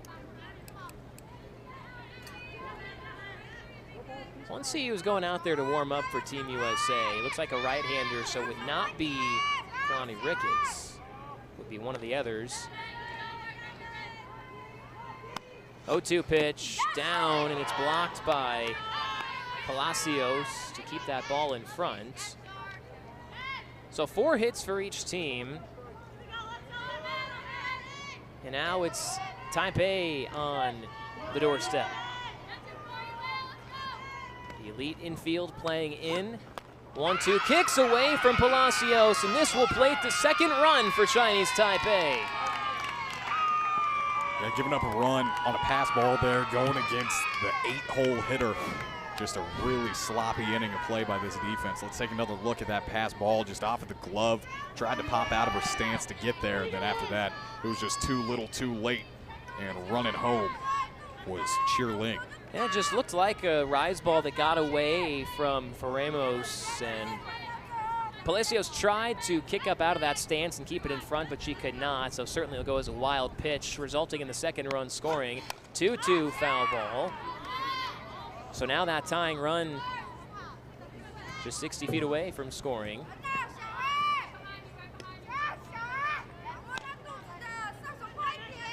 Zero runs scored in the first 3 innings, and now here in the fourth, we've had 5 combined runs. Yeah, and what'd you talk about earlier in this same inning, but on the other side of it, Ryan, you talked about having to keep it at 2 runs scored for this defense. That's exactly where Team USA is right here. That one in the dirt for ball 3, and Faremos was so locked in those first 3 innings, and it's been a struggle to get through this fourth. We have to imagine that regardless of how these last 2 outs go, this would be her last inning of work here in this first game of group play. Payoff pitch, foul ball. Yeah, you're probably right, Ryan. I mean, she's probably coming out after this one. 2 just sloppy runs given up in this fourth inning, but man, she started off hot with 2 strikeouts in a 3-up, 3-down inning, continued to throw 3 more strikeouts in this game. I mean, she's not done yet, but man, she started off really well. Really exciting for this USA elite team. Another long at-bat here from Taipei, and it's a ground ball to the second base side. They look the runner back to third, and the throw to first is in time.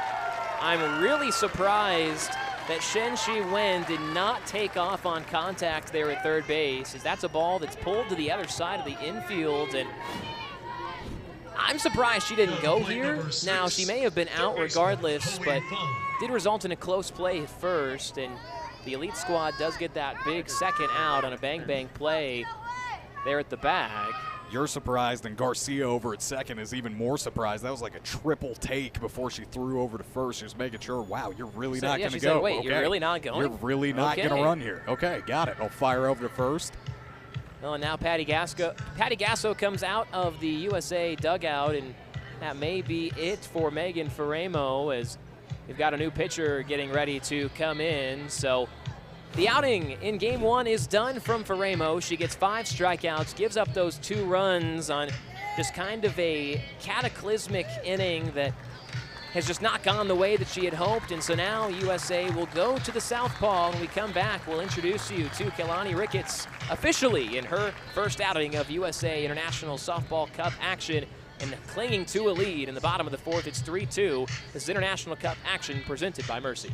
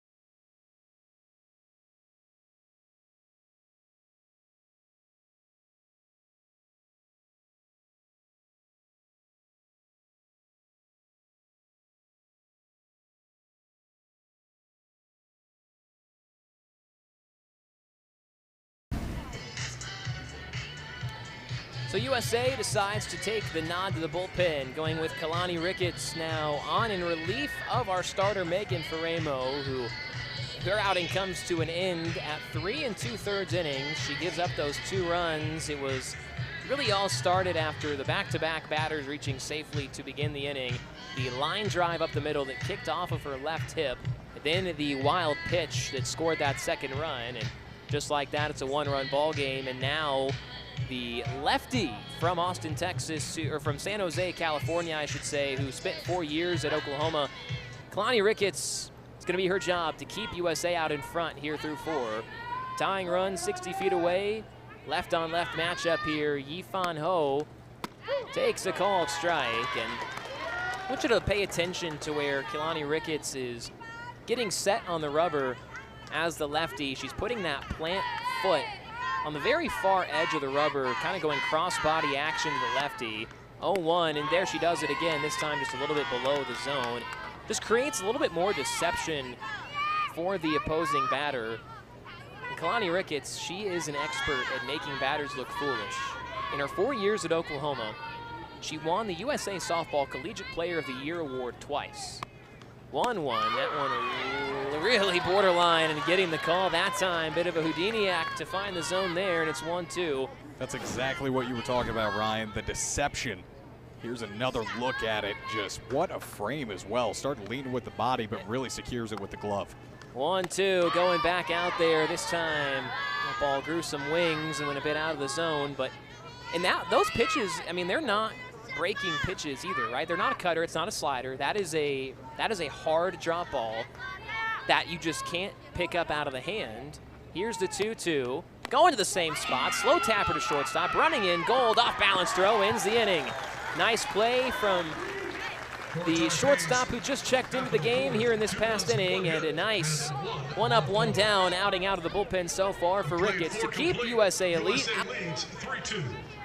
out coming up. And for the Elite squad to build on to this national cutback.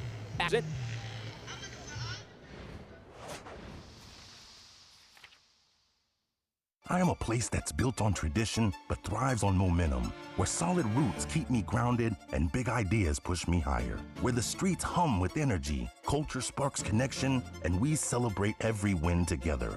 From the bright lights to the colorful walls, from the sound of progress to the quiet of wide open spaces. I am a place that finds its way into your spirit, your stories, your heart. They call me Oklahoma City, and I've saved you a front row seat.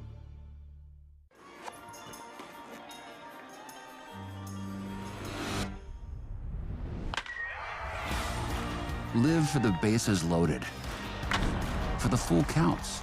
You got this. Live for the away games, for the strikeouts. Oh, man. Live for the high fives, the pop flies, and the moonshots. That's my girl. There's my slugger. Live for the big moments and the little ones. Live the game like never before.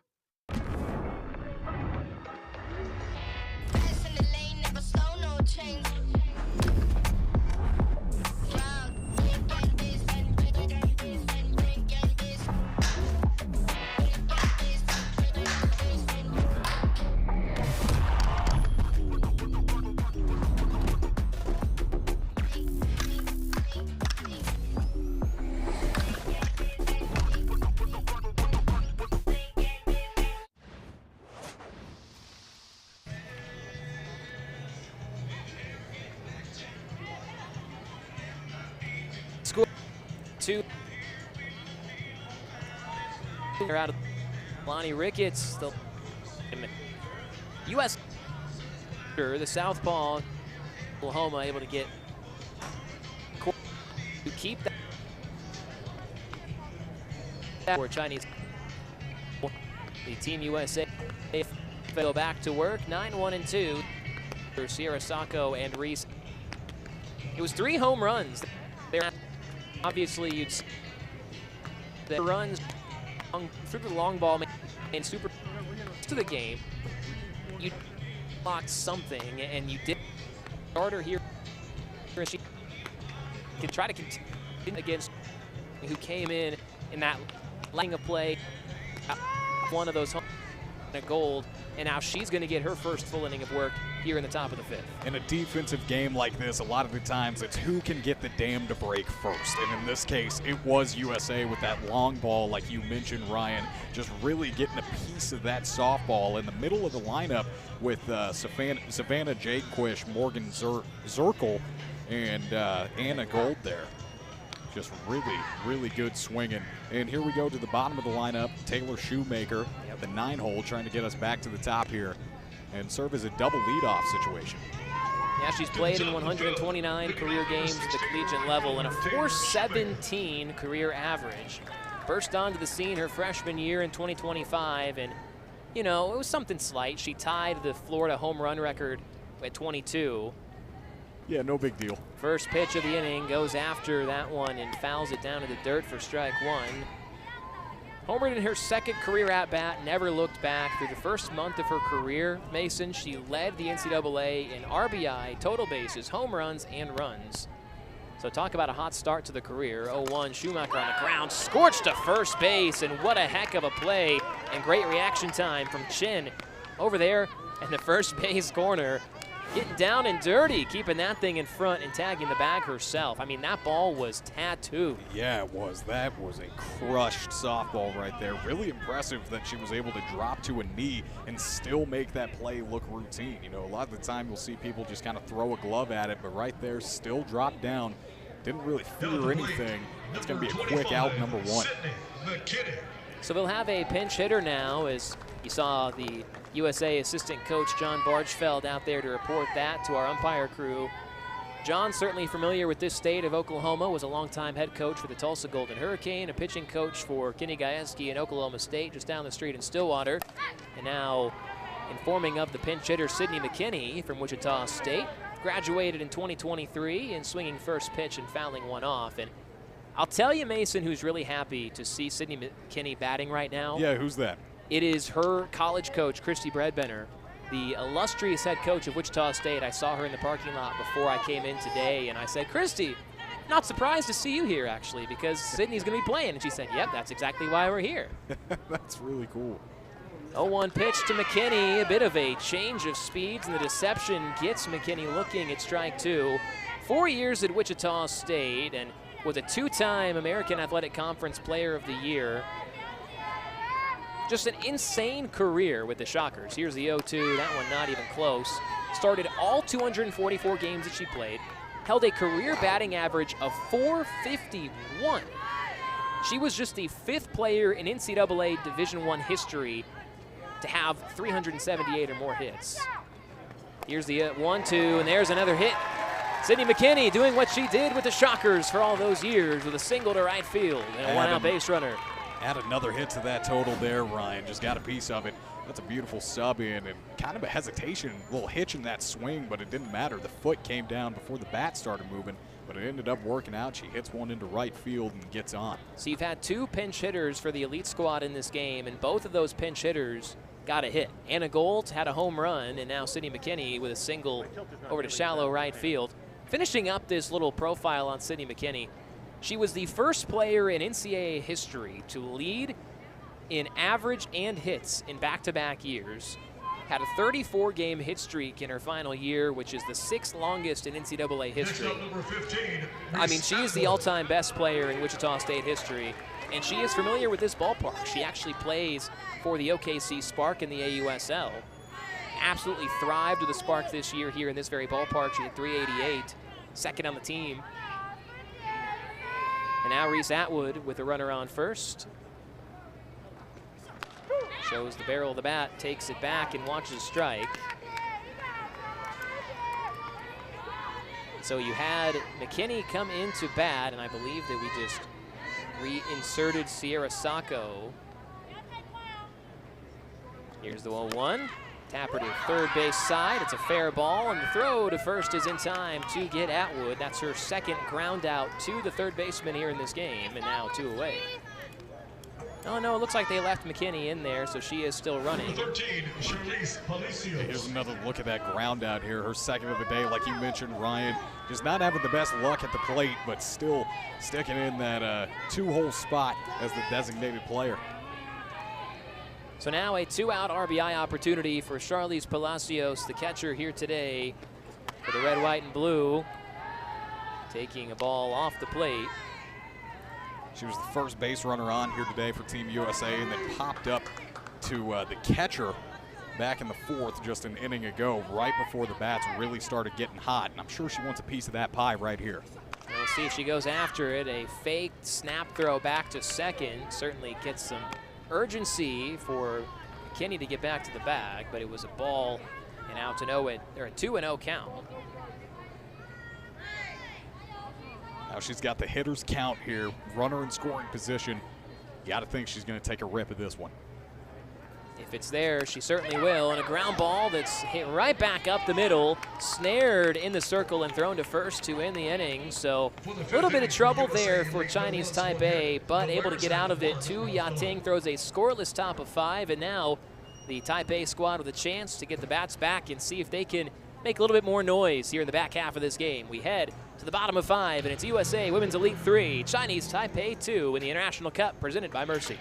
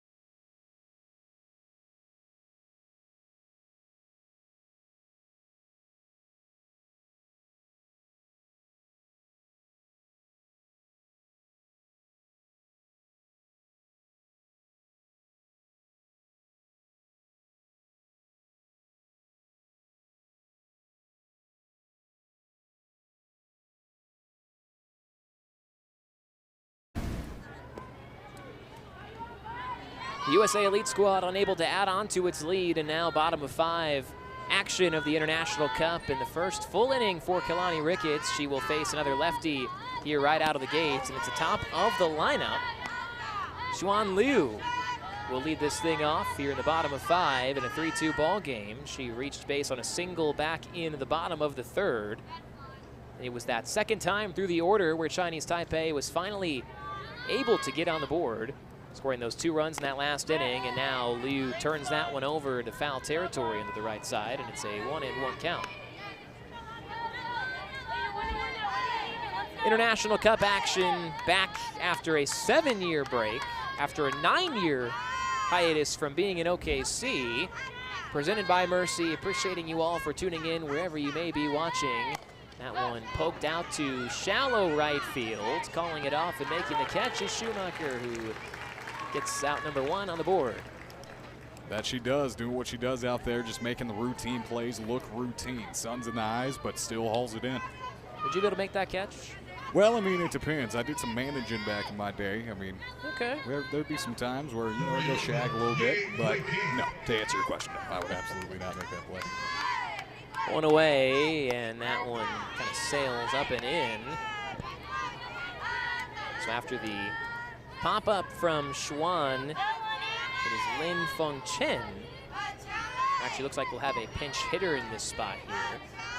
Kuei Ping Ye. 1-0, and look at that change of speeds from Ricketts. That's what made her unhittable at Oklahoma. In her final 2 years of her collegiate career, her stats were outrageous. Here's the 1-1. Just off the plate, trying to find the zone there. In her last 2 years, she went 72-10 with a sub-1.2 ERA, 807 strikeouts, and 61 complete games. Yeah, she's just a Houdini-style pitcher, and she's 6'2" at that, so she's got a long stride and a long arm to go along with it. Kind of that whip motion. 3-1 now is the count with one away. Yeah, Plays for trying to the get Blaze back in that zone. here in the AUSL. Her 3-1. That one maybe a bit of a ball, but it goes down, trying to lay out for it, and it gets down in front of the full extension from Zirkle, and that is a one-out single for the Taipei squad. As I think that was a ball. Yeah, she that's a swung tough at it pitch anyway. to say that you're going to swing on 3-1, but it ended up working out for shallow center field, trying to make a diving play out there, Zirkle, and ends up getting on. Well, that thing was in no man's land, and Now to play the this is the shortstop. second or third one of those for Sweat. Chinese Taipei here today where they've just found the soft spots in the defense. They really have. They really have, and that is just an attest to how great this defense has been for this elite team so far.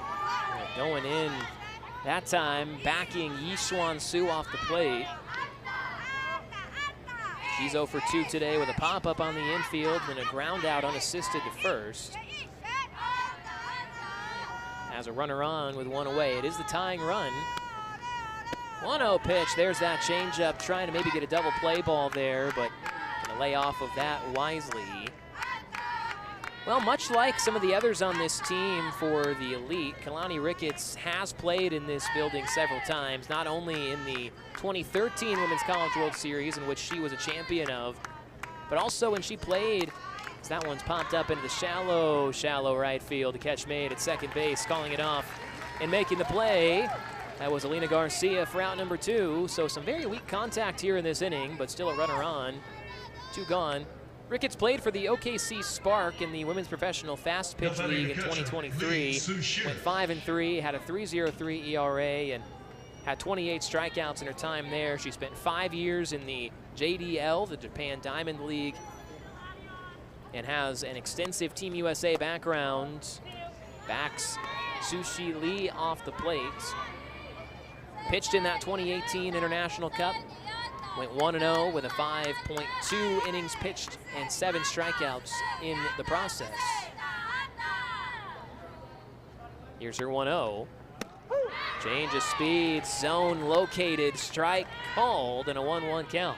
Both of these pitchers for Team USA today have really just been able to throw pitches that you can't make very solid contact on, and that's why you're seeing some of those blooper hits and a lot of outs to go along with them.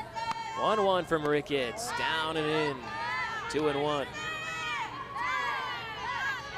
Just a little off the mark that time, trying to get back to the count she likes with 2 outs here, getting out of this 5th early. 5 hits apiece. The elite squad with a 1-run advantage. Here's the 2-1. A foul ball. It's 2 strikes in the count, and strike away from getting us to the 6th inning with a 1-run lead for the U.S. team. Kalani Ricketts, as I mentioned, a back-to-back USA Softball Collegiate Player of the Year, 2012 and 13. She's one of just 5 players ever to win that award back-to-back, and she joins some of the absolute pillars of the sport. Kat Osterman, Rachel Garcia, Jocelyn Allo, Danielle Laurie, and she ends the inning with a stamp on a strike 3. Swing and a miss, and a strikeout ends the inning, and Team USA Elite holds on to the lead, going through 5 and now into 6. And a great outing out of the bullpen for Kalani Ricketts, the tough-as-nails southpaw from Oklahoma.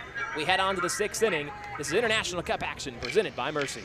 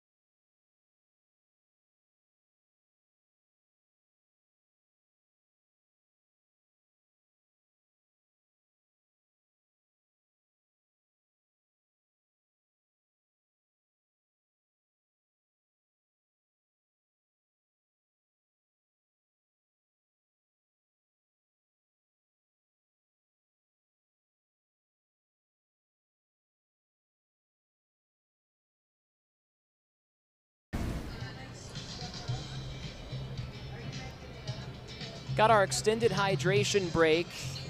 Going to prioritize the players' safety here in this 103-degree heat indexed afternoon on this Thursday in late July here in Oklahoma City. It's the Softball International Cup back after a 7-year break, and the U.S. Women's Elite team so far clinging to a 1-run lead through 5 innings of play. It was Kalani Ricketts who was given the keys to the car, and she certainly able to get that thing through there smoothly in that last inning. She was able to get that last out of a slightly turbulent 4th inning when Taipei had the tying run at third base.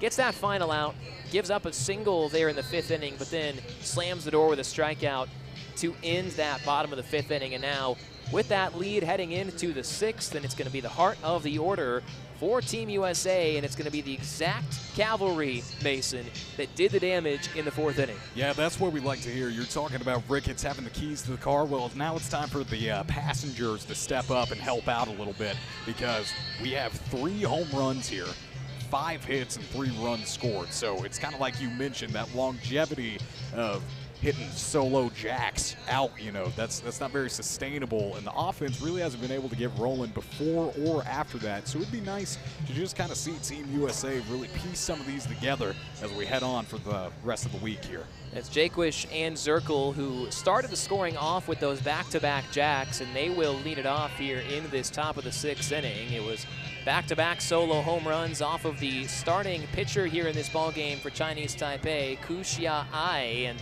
that second home run, the one from Zirkle, was what got her out of the game. They go to their second arm, who is still in this game as of right now, that being number 38, Tu Ya Ting, heading out to the circle now to get in her warm-up pitches. And she gave up a home run to Anna Gold later on in that same inning. Since then, though, as Mason mentioned, 3 hits, 3 runs scored in that 4th inning. In all the innings, aside from that, 2 hits and 0 runs for Team USA. So gonna look for a bit of a sustained offensive rally. Gonna try to do it with 4, 5, and 6 in your lineup. Still facing a familiar arm. This is time number 3 through the order, and you can score some more runs. You're getting closer and closer to starting 1-0 in group play. And obviously, you're gonna play the 3 games against the other teams in your groups, this being game 1 out of 3. Over these next 3 days for US Elite, they are playing today against Chinese Taipei. Tomorrow they'll play against American Samoa, who lost 5-0 to Japan.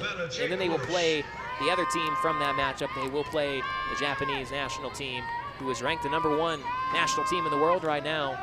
They will play them on Saturday night. That'll be at 7 o'clock. And that matchup very well may decide some of the important seedings of the semifinal as we go into that on Sunday. So after our hydration break, Savannah Jaquish takes a strike from Ting, and an 0-1 count to the California kid. Yeah, you mentioned Japan. It's going to be They got a real heck squad, of a matchup. don't they? They sure do. 0-2 pitch coming up now after back-to-back strikes to Jaquish. Japan, the only other team besides the women's national team for America to win this thing. They've won it 4 times. They have. 0-2 down and away, and it's ball 1. Yeah, when you look at the champions of this event, I mean, this is year number 15 of the International Softball Cup. It did take that 7-year break, as we mentioned, but Devon Park has now hosted 11 of the 15 cups, and Team USA has won 10 of the 14, the other 4 going to Team Japan. There's ball 2. 21 separate countries have participated in the Cup. American Samoa, who will be the matchup tomorrow, making its debut in this tournament. Chinese Taipei has been in it 4 times. The U.S. Elite team has been in it 4 times. China's been in it 6 times. Australia 8, as a foul ball keeps the AB alive for Jaquish. Canada has been in every year except for 1. Same goes for Japan. Jaquish with a little bit of a different approach in this at-bat. You can tell she's really trying to work the count and just get on with some contact in any way that she can. And you got to wonder if that's a coaching adjustment made by Coach Gasso. Yeah, the LSU Tiger all-time RBI leader up at the plate in a 2-2 count. And now she takes ball 3. So another instance of running a count from 0-2 all the way to 3-2. That's what you call a big league take right there. She has 2 strikes on her, 2 balls as well to make it even. Takes it a little bit inside. Good eye. Knows the game. Well, the payoff pitch coming up now. That one clubbed to third base. Gets past on a skip to the corner. Trying to make the play. Yi Fan Ho couldn't do so. And a leadoff single for Savannah Jaquist. She's 2 for her last 2. Veteran leadership. 2 words for you right there. Let's take another look at this hit. I mean, something on the ground, eye on the ball all the way through, full rotation of the hips, and stayed square the whole time doing it for a single. Well, she was fired up after getting that one through, and for good reason. Absolutely leading the way of the offensive charge. Her swing, that solo shot in the 4th, was the jolt, the kickstarter for this offense, and looking to see if she can maybe repeat that same thing here in the 6th inning.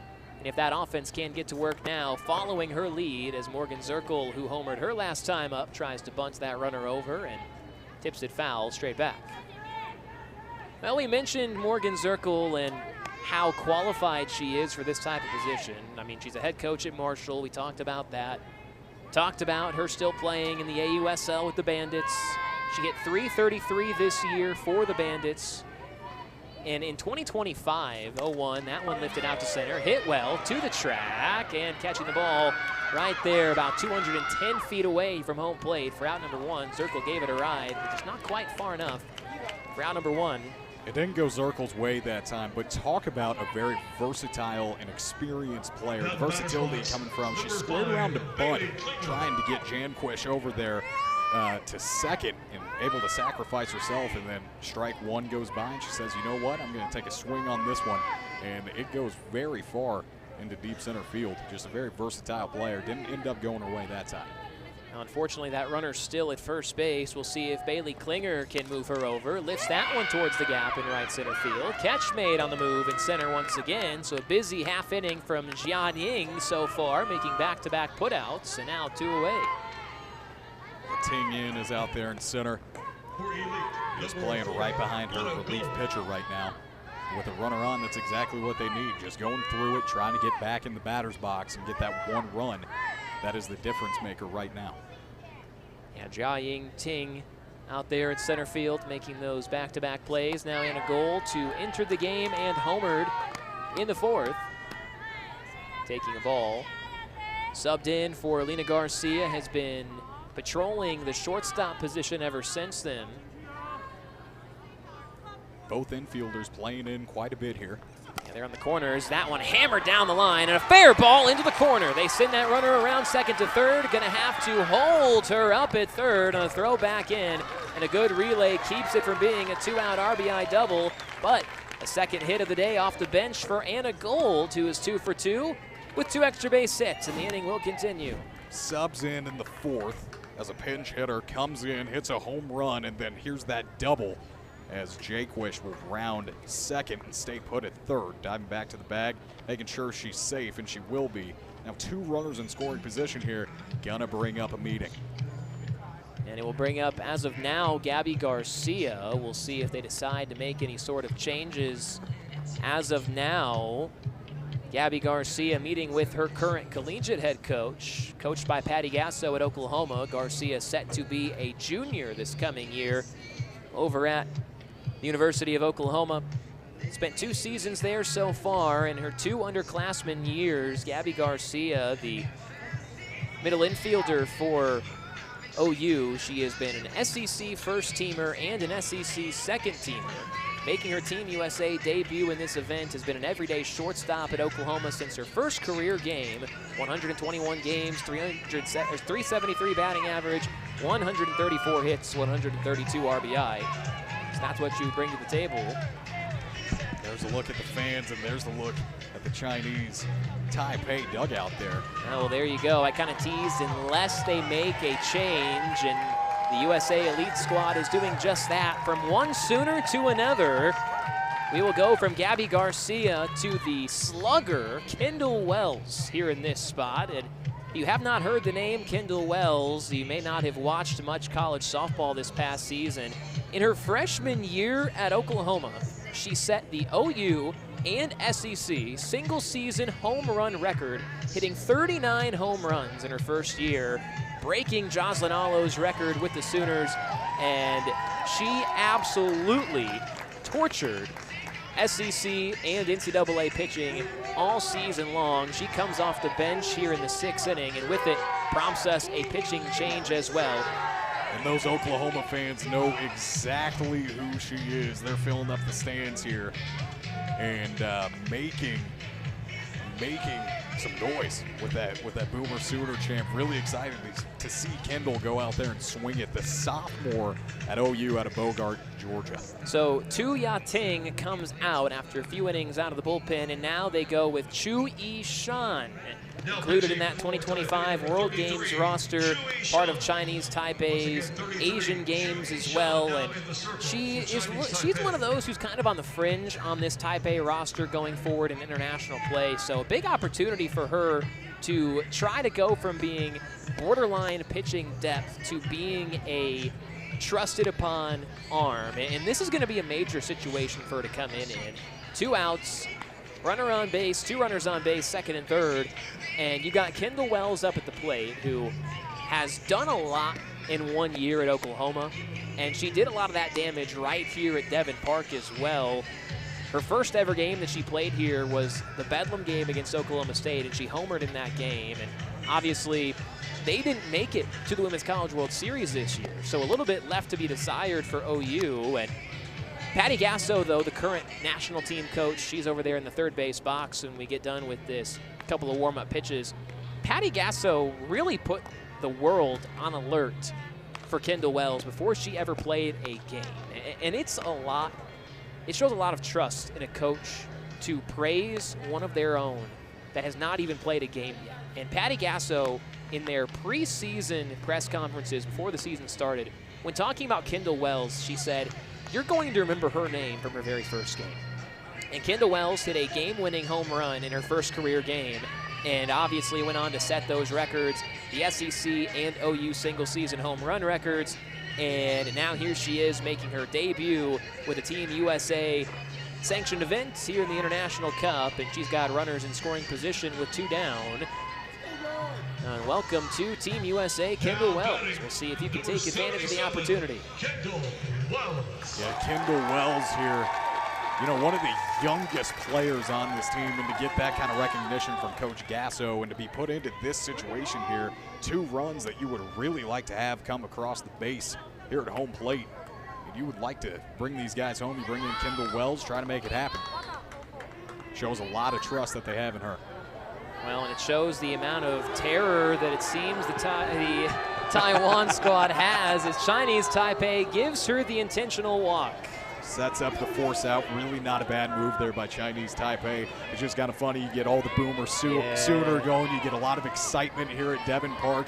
Really like to see an at-bat of Kendall Wells, and they go ahead and put her on base to make the force out stay in play. And given the courtesy pass to the dismay of the OU faithful, but now bases loaded for Taylor Shoemaker at the bottom of the order, and takes a true strike, middle. And Shoemaker will look to tee off. Set to be a junior at the University of Florida. So far today, she is 0 for 2. Bases loaded for the first time. Shoemaker takes that change of speed, and that ball, I think, floated. That looked like a beach ball. Yeah, that was funky. That was funky. Let's take another look at it. Out of the hand, just lofted up there. The slow-mo almost doesn't injustice. Boy, the change of speed. Man, that was weird. Wicked stuff, but a good take from Shoemaker. We'll see if she gets something to tee off on here. Nestled in inside, and a little bit too far inside, so a 2-1 count. Another good leave there by Shoemaker. She's 0 for 2 on the day, but a really good eye so far in this at-bat. Well, the evolution of her career, she was the baby of the outfield among some of the best in Florida softball history, and then she became the leader of that outfield, so she learned to grow very quickly. In one of those similar spots now, and a foul ball makes it 2-2. Just barely didn't get all of that one. Got a piece of it. Man, good swing. Well, and how about the confidence from Patty Gasso and Jen Rocha to give her the start in her first ever Team USA event as well. And there's a lot of talented players on this roster. And Taylor Shoemaker gets the nod. 0 for 2, bases loaded though, and a 2-2 count. Here's the pitch. That one waited on, flicked out to left, and it goes foul into the camera well. Staying alive and competing right here, Ryan. That was pretty much just pure put the bat on the ball and just live to see another pitch. I mean, there wasn't much to that other than just kind of a flick of the wrists, poke the barrel out there, and kind of waste that one away. Yeah, definitely poking the bat at it, but staying alive, I mean, you'll take that. Not bad at all. So Chu Ishan, just 5 pitches into her relief outing in a high leverage spot. 2-2 pitch and another foul ball, very similar type of swing and the exact same results. Man, if you're a coach right now, you are so happy. Look at Coach Gasso down there on the third base line. She was just clapping it up, really proud of this at-bat right here. And this is the biggest at-bat of the game, certainly for Chinese Taipei to try to stay in this thing, and for Team USA Elite looking to really just kind of overwhelm the back half of this game. Still got that 1-run lead, have held a lead since the 4th, but this is where a game like this hangs in the balance.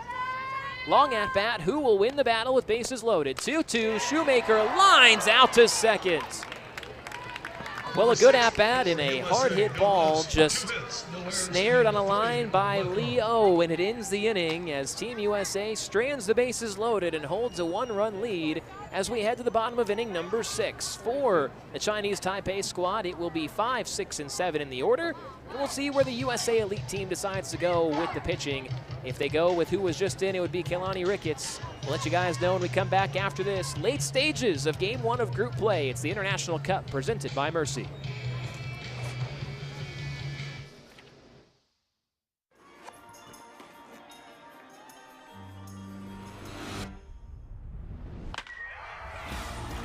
Live for the bases loaded, for the full counts. Live for the away games, for the strikeouts. Live for the high fives, the pop flies, and the moonshots. That's my girl.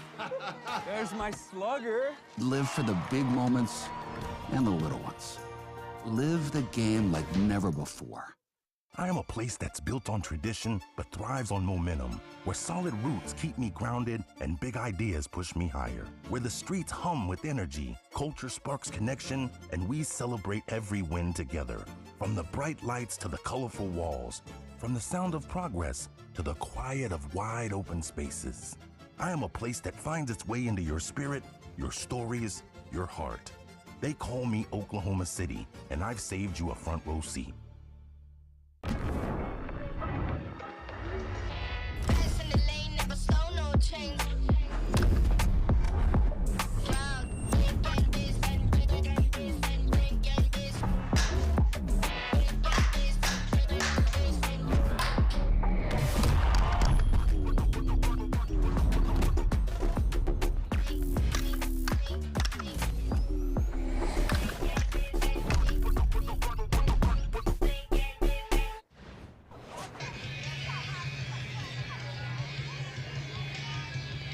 So the Elite squad with a 3-2 lead heading into the bottom of inning number 6. And Keilani Ricketts, why not give her the wheel once again? And with how successful it's been through an inning and a third, her first pitch of the 6th is just a hair outside to Shi Ying Lin, who is back up again for her 3rd plate appearance.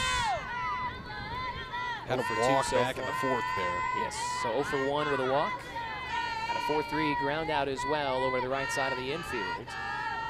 Here's the 1-0 from Ricketts. Checks the swing. Did she go? Appealed at first, and she did swing. So a 1-1 count. And the matchup that's most interesting for me is seeing Keilani Ricketts pitch against right-handed batters. It's very clear that she is an absolute torture for lefty hitters, and changing up the speeds that time. And one of the things that's very, you get differing opinions from pitching coaches, from hitting coaches, head coaches around the world. You ask them about left-on-left matchups, right-on-right matchups. A lot more of a thing in the baseball world and the softball world. Some of them say there's more to it in softball than others, because there's ball 3 inside. But Keilani Ricketts is one of those who, if you have to get an out against a left-handed batter, she would be your first choice every single time because of that release slot, because of how she steps on the rubber, and because of the life that she has from the southpaw arm slot. Her 3-1 cuts back in at a just overpowering drop ball that time, and it's a full count. But just the left-on-left mismatch that she has, it's something that I think kind of transcends like the softball game and the norms of it, you know? Yes, yeah, I totally get what you're saying here. Full count coming. 3-2, and a foul ball keeps the AB alive. And this has just been competitive by both ends here. It was 3-1 that delivers a strike right in the zone. And then fouling one off here is Lynn. So another payoff pitch coming up. Going back and forth, Lynn looks pretty calm as she squares around. Shows the square, pulls it back, and takes her free base as ball 4 lands below the zone. And a leadoff base runner now for Taipei. And again, that is the go-ahead runner. That one might be way more of a momentum at bat than we're giving it credit for. A leadoff walk there with only a 2-run or a 1-run lead for Team USA. Second leadoff base runner of an inning for Chinese Taipei here in this ball game. They had a leadoff single back in the 4th, and that was the inning in which it scored 2 runs. Exactly right. That one darts outside for a ball. So here you go with one of those left-on-left matchups, and would love to get an out without that runner advancing. That's the name of the game here in this AB, is keep that runner at first and get that first out on the board. Ricketts versus Chen. The 1-0 pitch, and a foul ball bunted. You know how daunting it would be to go square for a bunt as a lefty, because that ball, with where it's releasing, looks like it's going to come up and hit you in the mouth. Yeah, it's looking like it's coming right at you, but still trying to square around the bunt there, and I really like that move, trying to eliminate that double play factor, try to move over that base runner to second. That one crushed out into the gap, back towards the wall, and Taipei with a swing to take the lead. My goodness. Yeah, forget about the bunt. If you can do something like that and rip a 2-run homer over the left center wall, go ahead and do it. Chen with an absolute nuke into left center field.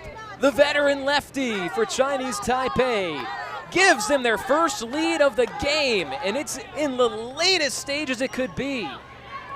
Bottom of the 6th inning and a 2-run homer, and Team USA feeling stunned by that one swing.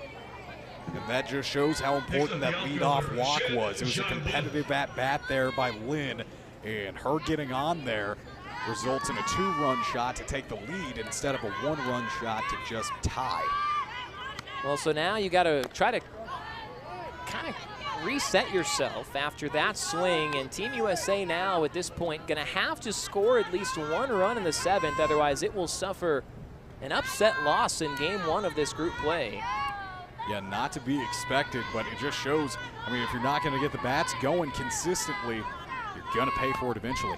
0-1, that one over the head at second base. Getting a leap is Garcia. That ball down for a single, and it seems like the Taipei squad has really started to figure out Kalani Ricketts here in her second full inning of work. Yeah, they really have. I mean, obviously that home run is a big exclamation point to that, Ryan. But, I mean, just throughout these at-bats, making consistent contact, even if they're just fouling it off like Lynn did to lead it off there. I mean, still just really trying to find a way to put a bat to the barrel and be successful doing it. So a runner on first once again. Still no outs recorded. 2 runs in and a swing and a miss right there. Getting ahead early in this count is very important. Going up against the 8-hole here, that's exactly what you need to do to try to stop this damage, stop this bleeding, and get the bats back in the box for Team USA. Jiang Ting in. So far in this one is 0 for 2 with a backwards K and a ground out to second. And a bunt that's popped foul. It kicks off of the dugout, and it's an 0-2 count now.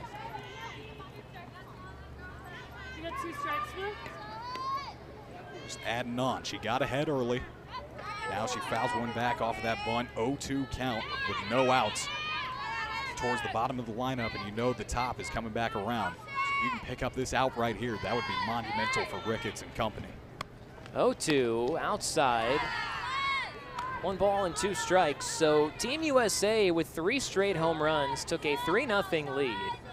In the bottom of the 4th, immediately after, Chinese Taipei took advantage of some mistakes, scored 2 runs, kind of just hung around for a few innings, and it took just one swing, and now the snap throw back to first. Tag applied too late. Count 2-2.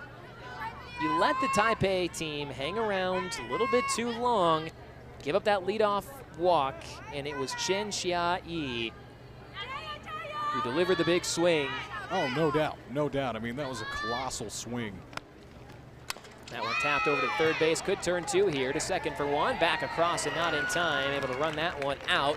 Teng En able to reach on a fielder's choice, so one away and that runner still on first. A nice response from Ricketts, but you know, to talk about what Team USA is going to have to do now, you're going to have the top of the lineup due up, and you're going to have one run that has to be scored. Otherwise, you will be 0-1 here in this tournament. Yeah, I mean, they got to climb back here now, and I also just want to take a minute to really appreciate Klinger's positioning on the field there.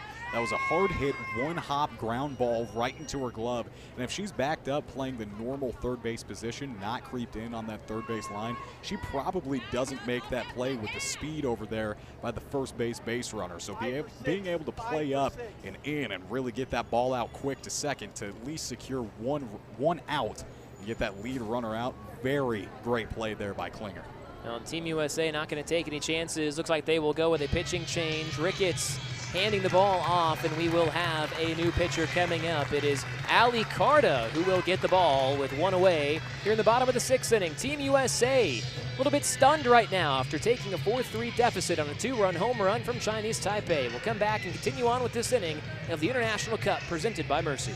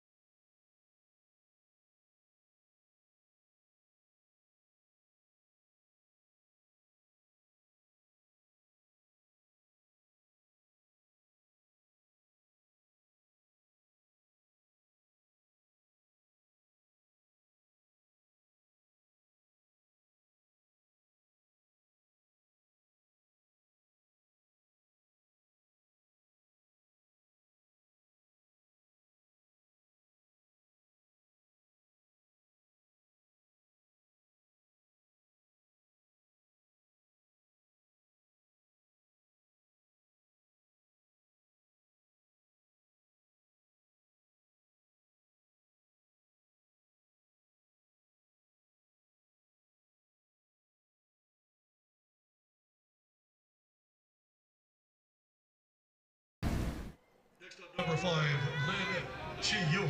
The Elite Squad going with its third pitcher of the game, Ali Carta, the UCLA product, one of 5 members of the Bruins on this roster. Her first pitch skips in the dirt, blocked by Palacio, but it gets away and the runner takes off for second and gets in there without a throw. So one pitch in, and Chinese Taipei with a runner in scoring position once again. 7 hits apiece for each of these teams. They've been pretty even in the hit category all game long. It's just been a matter of which team can make the big swings at the right time.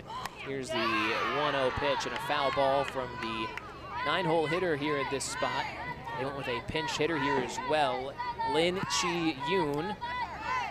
She's batting 9th, and they will have the top of the order due up right after this AB. But it was Team USA who made the big swings there in that 4th inning with the 3 home runs. But ever since then, it's been a lack of those big swings from the Elite Squad, and taking those big swings right to the Elite Squad has been Chinese Taipei as there is a ball down. Yeah, and before Faramo came out, giving up those 2 runs, just kind of sloppy runs given up, that is really what's coming back to bite him. I mean, that shot, yes, it does hurt, but imagine you don't walk that player there. Imagine you don't let those 2 pass balls get by. I mean, there's a lot in this game that USA really shot themselves in the foot. Well, they'll have a chance to score at least one. Got to get out of this thing, though, as a rise ball swung at and missed by Lin. So now a 2-2 count. She calls time. We'll meet with the third base coach. On this Chinese Taipei coaching staff, comprised of past members of its national team, just like this one, led by Ha-Xin Lin, who was right there giving some instruction to their pinch hitter. You've got some other assistant coaches as well, Fu Ping Ching, Lin Pei Chun, Jiangzhu Lin, and Cheng Huan Lin as well. That one grounded to third and a foul ball towards that national team head coach, Ha-Xin Lin, in a 2-2 count now. Just getting back in there, battling, trying to get the strikes up. Those 3 2/3 innings from your starter, Megan Faremo. She gave up those first 2 runs. Kalani Ricketts giving up the 2 runs here in this inning to give Taipei the lead on a go-ahead 2-run homer. 2-2, trying to attack and just a little bit up the elevator, and it's a 3-2 now. Counts full here. Very important pitch coming here at the bottom of the lineup, back to the top with the next at bat. So we'll see what happens. But if you can get 2 outs right here, especially with that base runner on second, that'd be huge. Payoff pitch from Carta. Goes in and finds the corner for out number 2, and a strikeout in her first batter that she faces out of the bullpen. Ali Carta has a punch out. Let's take a look at this. The suspense by the umpire, too, making everybody watch and think about it for a second, then pulls the string for out number 2. Ali Carta, a member of the AUSL Volts, also plays in the JDL there in Japan, played 229 games at UCLA. Trying to go up and in to a lefty at the top of the lineup, Xuan Liu. And a 1-0 count. And a really cool story for Ali Carta as well, who played 4 years at UCLA, got done with her playing career in 2015, and really just described feeling burnt out. Takes one that ramps up off the glove, bare hand, throw to first, and it is in time to end the inning. An improv act from Carta to Gold at shortstop, all the way across to first base for Jaquish, who snatches it up and ends the inning. And to score that, a 1-6-3 putout. And now with the last chance coming for the women's elite team. Down 1 run, needing to score at least 1. The top of the lineup, 2 up. When we come back after this, does the elite team have it in the cards to come back here in the International Cup? We'll find out. Here presented by Mercy.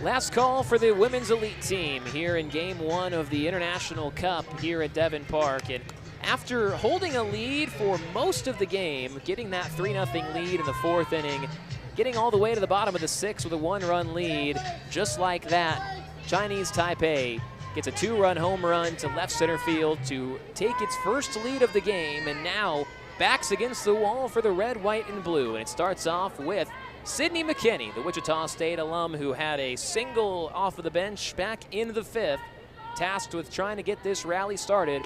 3 outs left to play with. First pitch, ground ball second base, turned over, deflected, thrown to first, and just in time. Barely able to get that ball there. Good poise from the second baseman, Leo, to have the bobble, stick with it, pick it up, and fire it over to first in time. That could have been a disastrous way to start that top of the inning off for Chinese Taipei, but instead now the Taiwanese just 2 outs away from a win. Really impressed with the right side of this infield, how they've been able to just make these routine plays despite how hard they've been hit. Reese Atwood swings first pitch. Pop up into shallow center. Calling it off at second base again is Leo, who has both of the outs and 2 pitches. 2 outs, and now the elite squad is down to its final out. Oh Schwinn at second and Chia Yi at first have really been some highlights in this game for me personally. I mean, I've been watching them. It looks like what they have setting up is Oh Schwinn just kind of plays in the middle of the baseline. She's drifting back towards the outfield now. But, I mean, she just stays put there, and she can fly around like a free safety, make a play at any time. So Reese Atwood pops up into shallow center field, and now the final chance for Team USA. It looks like we will have a pinch hitter in this spot. So instead of Charlize Palacios, we will see Bubba Nichols Camarena, 5 years at UCLA and a member of the Chicago Bandits in the AUSL. So it's up to Bubba Nichols Camarena to try to keep this game alive. The elite squad looking to avoid going 0-1 to start the International Cup. A quick 2 outs to the right side of this infield. Let's see if Bubba Nichols can change something around. Chu Yi-shan, who has thrown just 2 pitches, now 3 in the inning. Misses just inside, and this is a big-time opportunity for Chu Yi-shan, the pitcher for Chinese Taipei, as being able to come into this game and slam the door could very much rise her up the ranks of this national team roster. Kind of a borderline player right now. Ground ball to second base, gets past Leo, and down for a base hit. So a little bit of late life for Team USA. A 2-out single for Bubba Nichols Camarena, and now brings up a chance for Savannah Jaquish, who is 2 for her last 2. She's 2 for 3 today with a home run and a single, and she gets an opportunity. Quickly got the barrel to the bat there, extended the elbows a little bit, had to reach to get it to that outside corner of the plate, but man, kept it on the ground, kept the head down, and a nice swing for the first base runner here in the 7th inning when they needed it most for Team USA. So if you're keeping track, Team USA has had 4 separate pinch hitters, and all 4 of those pinch hitters have reached base safely when they have come up. Savannah Jaquish, by far the hottest bat in the lineup here today, and looks like the Chinese Taipei squad realizes that, and they'll give her the intentional base. And that is almost to be expected. I mean, this has clearly been the best bat of the day, the veteran leadership for this team here. See, I don't know. I find it kind of surprising because you've got Morgan Zirkle coming up now, who also has a home run in this game, and you willingly put the tying run in scoring position. Well, now you have a force out at multiple bases. I mean, you did before as well, but you got 3 instead of 2 now. It's a numbers game, and Chinese Taipei is trying to cash in. Well, Zirkle takes a called strike, and a veteran presence here in the middle of this lineup, and she is the last line of defense. Down to the final out with runners on first and second, down by 1. Here's the 0-1 from Chu Yi-shan, and it is a ball just outside, and we've got an even count. Trying to make her chase something with some weak contact there, but like you mentioned, the veteran staying composed and not going to chase that easy. Makes it a 1-1 count. So facing the current head coach of Marshall University, Morgan Zirkle. Here's the 1-1. Goes after that one on a change of speeds and sends it into the bleachers for strike 2. And so now the elite squad down to its final strike in game 1. Same approach there by Taipei. Just trying to get her to chase something, but that one had even less speed on it. And Zirkle decided to swing really late, so it ends up paying off for Taipei. Had a career .451 batting average, so good at just finding any way on, and she has to at this point. 1-2, Zirkle checks the swing and somehow finds contact for a foul ball. Staying alive right there. That's the key to the game at this moment. You got 2 runners on. The tying runner at second in scoring position. You just got to stay alive. Really good check swing and able to keep this game rolling. It was 2 very quick outs here in the top of the 7th inning. 2 pitches, to be exact, to get the first 2 outs. Since then, 2 runners reaching base and a 1-2 count. Again, the potential lifeline for the elite squad, and Zirkle takes ball 2. Great lead on the outside. They've been placing it there for at least 2 pitches in this at-bat, but that was the fastest pitch of the mix on the outside, and it was a bit farther in the other batter's box than the past 2, so great lead by Zirkle. We'll see if the lefty outfielder can cash in the clutch. The 2-2 goes after it, flares in the left, and it's down for extra bases. Here comes that tying run. Going up to third, they'll waver around to score. The relay and the tag is in time. The final out of the inning is recorded, but Team USA Elite has clawed back and tied the game. So we go to the bottom of inning number 7, and it is 4-4. And that right there, Mason, is why I said intentionally walking to willingly give that tying run an extra base may come back to bite you, and Morgan Zirkle, the vet, did just that. Getting a ball into the gap, Team USA gets tagged out at home, but they tie the game up at 4, and now here we go to the bottom of inning number 7. If they can keep this thing tied up, we'll have extra innings in Game 1 of the International Cup. Stay tuned. Drama here in Devon Park, presented by Mercy.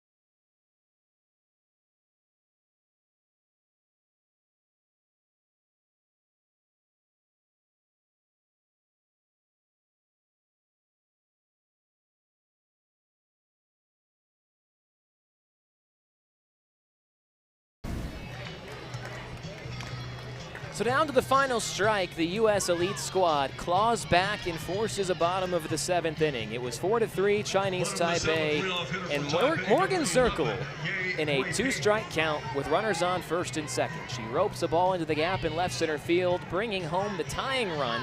They tried to take the lead, but Savannah Jaquish was tagged out at home to end the inning. Still able to accomplish the job of living to see another half inning, but now going to have to keep this thing locked up, and it's up to Ali Carta. Fresh out of the bullpen, faced just a handful of batters there in that last half inning, and now throwing a first pitch strike to Lin Feng Chen. And I really like the aggression there by Team USA. You haven't been able to really get the bats going consistently throughout the course of the whole game. So if you got an opportunity to make a play at the plate, go ahead and chase it. I really like that call. And actually, it's Ye Gui Peng, coming in to pinch hit in this spot. And did come in that last time as well around the order, and she did have a single, so 1 for 1 here in this game. So a 1-1 count. Carta's wind up in her pitch, a dribbler to the left side, gobbled up in the hot corner and thrown to first in time. Klinger able to put him away for out number 1. Very nicely done, getting that out number 1 on the leadoff batter. That was a mistake they made in the last inning, and right here, another nice play made in the corner by Klinger. Just able to creep up on it quickly, zip it over to first for out number 1. So Ali Carta, she grew up on the West Coast her entire life, and once she was done playing softball at UCLA, kind of described a feeling of burnout, not really wanting to play the sport much longer. Gets a swing and a miss on the first pitch there to her second batter of the inning, this time facing Xu Yixuan, who is 0 for 3 today. And what it was that really kind of reset things for Ali Carta was an invite in 2015 to try out for Team USA. Here's the 0-1, a slow chopper again. Going to be a tough play for Klinger. Goes to her left, throws it in time, and turns out she had a lot more time than she thought. And that is out number 2. 2 5-3 putouts here in the bottom of the 7th. And there she goes again. Klinger, just an absolute phenom at being able to run up and creep up on that ball, scoop it up quick, fire over to first base for out number 2, back-to-back there. So now Lee Su Shear is up once again. It is her 4th at-bat here. She is 1 for 3 with a single, has a strikeout and a flyout as well. 2 quick outs, and now just 1 away from going into extra innings here, Ryan. 4 runs on 9 hits for the USA squad, and 4 runs on 7 hits for Taipei. And a foul ball on the first pitch, so all 3 batters here of the inning. Ali Carta able to get out in front. She was a Olympic silver medalist back in 2020, pitched 8 innings and had 11 strikeouts in that 2020 Olympics. She has pitched in several other WBSC sanctioned events. Also played in the 2019 International Cup, was a gold medalist in that for Team USA. Pitched for the main squad and had an 0.99 ERA in 14 1/3 innings. She's a ball player. She's showing it in crunch time here in this game. It's all tied up 4-4 and just peppering that zone with fastball strikes. Able to attack and get ahead in the count 0-2, looking to send this thing off to extras. When these two teams met in 2019, it was a 9-7 win for the elite squad, and this thing looking even more dramatic. And she gets a swing and a miss to end the inning, and off to extra innings we go here at Devon Park. An easy peasy 1-2-3 for Ali Carta at the top of the 8th inning. Which team can come out of this thing 1-0? Well, both teams are fighting. Only one of them can do it. We'll go ahead and take a break and come back for extra innings. It's the International Cup presented by Mercy.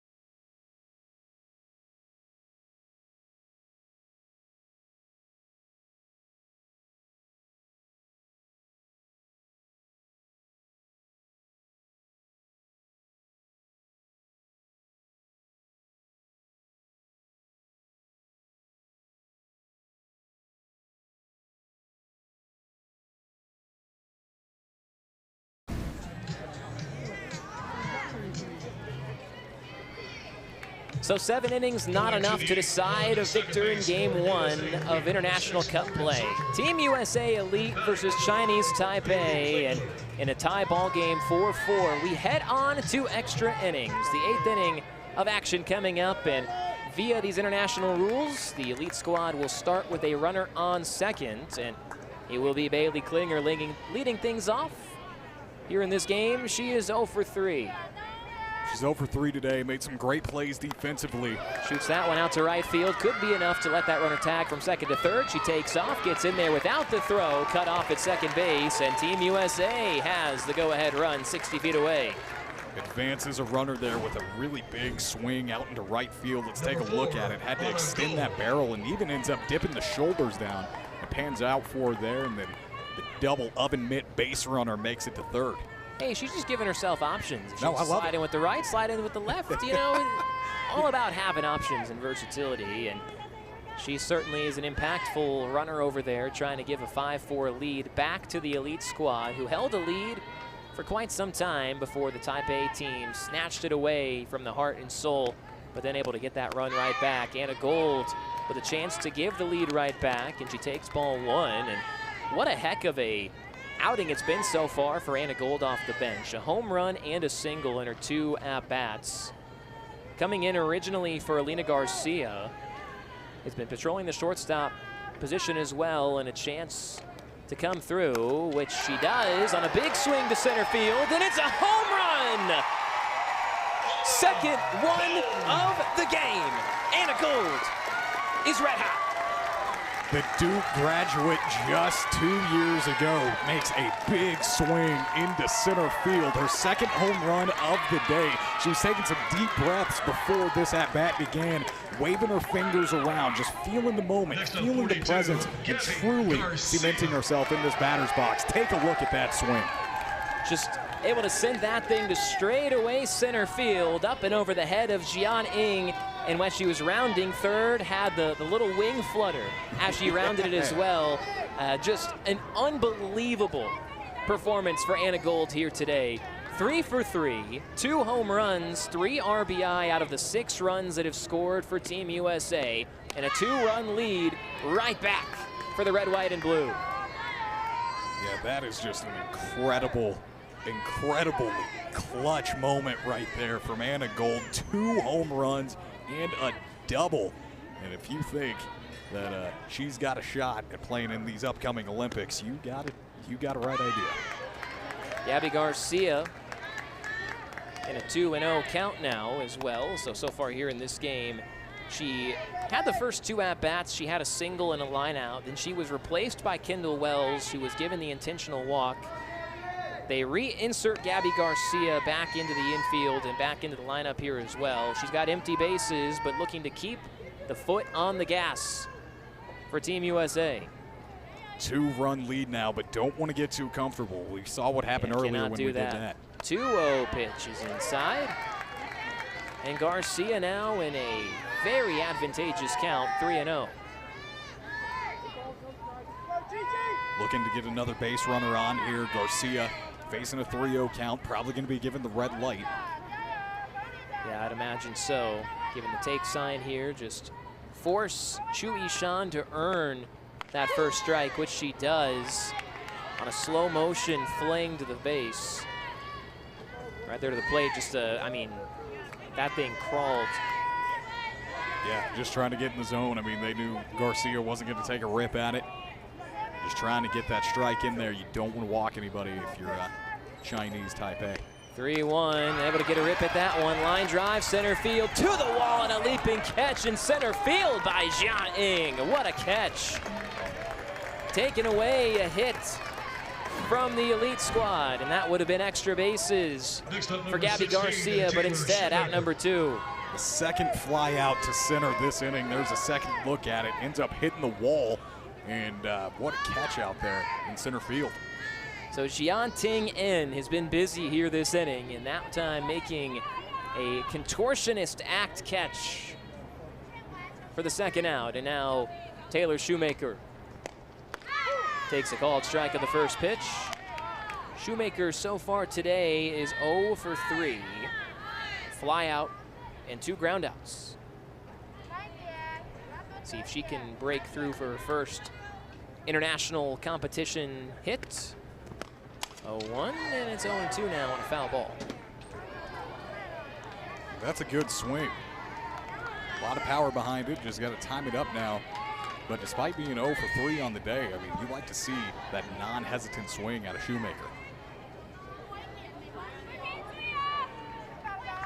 The 9 spot in the order would be the top of the lineup, due up if she could find a way on. An 0-2 pitch, and able to lay off with a junk ball upstairs, going with the rise ball that time.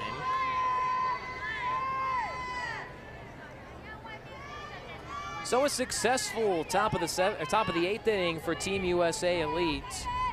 2-run home run from Anna Gold, and seeing if you can play with some house money here at this point with a 1-2. Fly ball out to routine left and a fly out from Shoemaker ends the inning, but the damage has been done by the elite squad.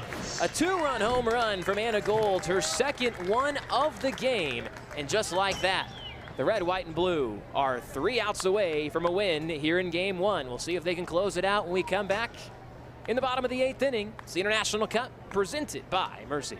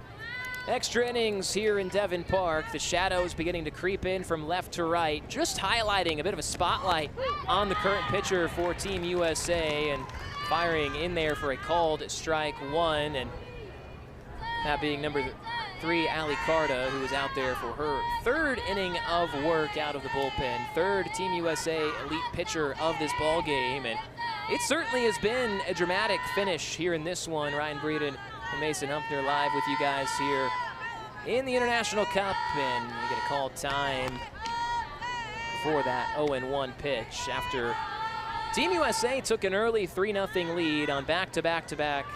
I guess not back-to-back-to-back, but 2 straight, and then followed up by a 3rd homer later in the inning, taking that lead in the 4th. Taipei comes right back and scores 2, then takes the lead in the bottom of the 6th inning on a 2-run homer. The elite squad responds with an RBI double to tie the game down to their final strike, and then a 2-run home run from so far the player of the game, Anna Gold. 3 for 3 with 2 home runs and a double here in her first game of the Cup. This is a really good person and player to have up for Chinese Taipei here. 2 walks in this game and 2 runs scored. So if they can get her on the bases, takes a timeout call a couple pitches ago to win that mental battle as well. She knows the game, she knows the strike zone, and works it back to 2-2 here to even it out. Wen Shi Ying, certainly known for that plate discipline, which she has showed here in this one. Known for being incredibly experienced and versatile, which are 2 really good characteristics to have in international play. 2-2 and a foul ball keeps the AB alive. Played in the 2018 World Championship, 2022 World Games, 2023 World Cup, 2025 World Games, and 2026 World Cup qualifying stage that happened a couple of months ago for Chinese Taipei. Homered against Cuba in that qualifier.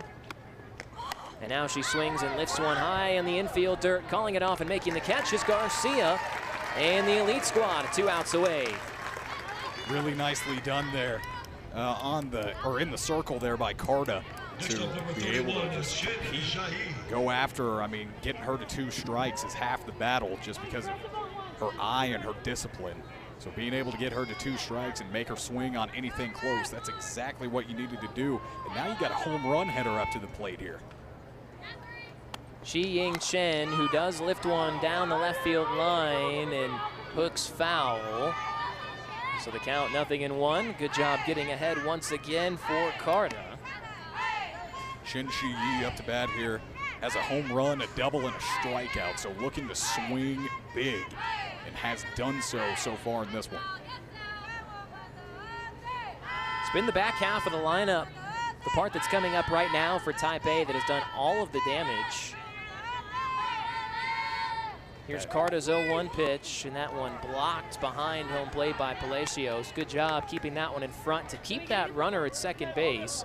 But all of the runs that have scored so far in this game, all 4 of them for Chinese Taipei, have been manufactured by their 5 through 9 hitters. Yeah, it's really impressive what they've been able to do. It's kind of starting off, I would say a lot of it's coming from Chin Ling being able to get on with those walks. I mean, she scored 2 times, worked 1 count all the way full. That at bat seemed like it took forever. She eventually gets on. Really impressive. Almost a pass ball there, Ryan. And another good stop from Palacios. Didn't use the body to block that one. Kind of had it leak behind and then used the glove. Kind of like hungry hippos to keep that thing in front. Yeah, like a Buster Posey move right there. Just kind of knowing where the ball is at all times.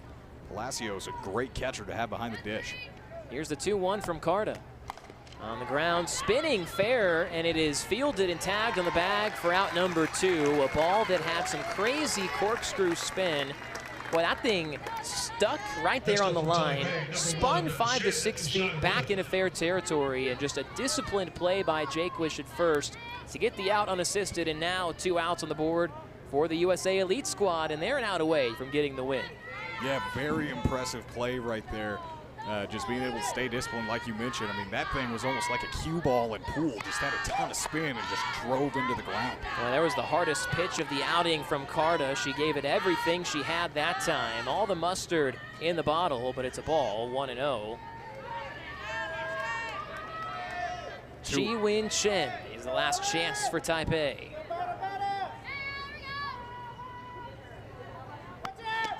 Swing and a miss. Tried to golf that one out of here and missed it for strike 1. As I mentioned, the back of this lineup has done all the damage. She has 2 hits today, including an RBI. Runner on third and 2 outs. Tying run is at the plate for Taipei.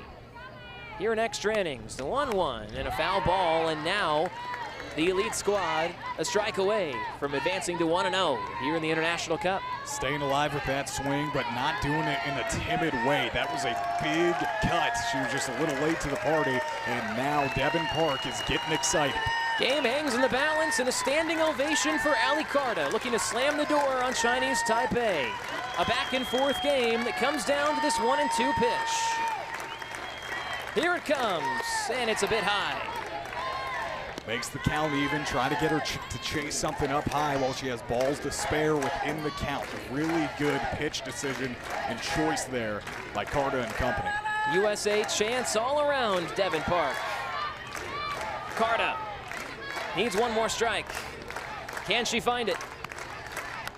There's a fly ball out to left field, toward the line, and catch made on the run, and that's the ball game. USA Elite, 6-4 winners here in game 1. Certainly was not a walk in the park. This thing took every little bit that you could possibly garner out of your system. Ali Carta coming in, keeping this thing stabilized, getting those final 3 outs. That play made out there in left field by McKinney. And just like that, the Elite squad are winners in game 1. 6-4 the final score. Mason, any final thoughts before we end this thing? Yeah, it started off really clean for both teams, and then towards the middle of the game, things got sluggish and a little bit sloppy, and a couple pass balls is how Chinese Taipei was able to get on the board early, apply some pressure, but man, talk about that fight from Team USA Women's Elite. 10 hits overall by the time this thing was all said and done, and they just battled till the very end, and it might not have been pretty all the way through, but any time that you can come away with a win on a first day of the tournament, you will take it. Very nicely done by Coach Gasto and company, and there is that shoulder roll, baby. Yeah, Taylor Shoemaker certainly enjoyed her debut, but really the story of today's game, Anna Gold off the bench coming in to hit in the 4th inning, and she, something slight, 3 for 3, 2 home runs, including the go-ahead homer in extra innings. Got to shout out Morgan Zirkle as well. She came in, and she had a home run, and she had that game-tying double down to the final strike in the 7th inning. I mean, this thing, as I mentioned, So many backs and forths. Chinese Taipei made some plays to win the game. The USA Elite squad ended up making one more play than the Taipei team and ends up going to 1-0 here in this International Cup. So US Elite will take on American Samoa tomorrow at 4 o'clock. For analyst Mason Humpner, I'm Ryan Breeden saying so long from Oklahoma City. Final score one last time, USA Elite 6, Chinese Taipei 4. All USA games for the International Cup presented by Mercy, airing on ESPN Networks, streaming live and archived on the ESPN app. This has been a presentation of ESPN. We'll see you guys tomorrow, softball fans.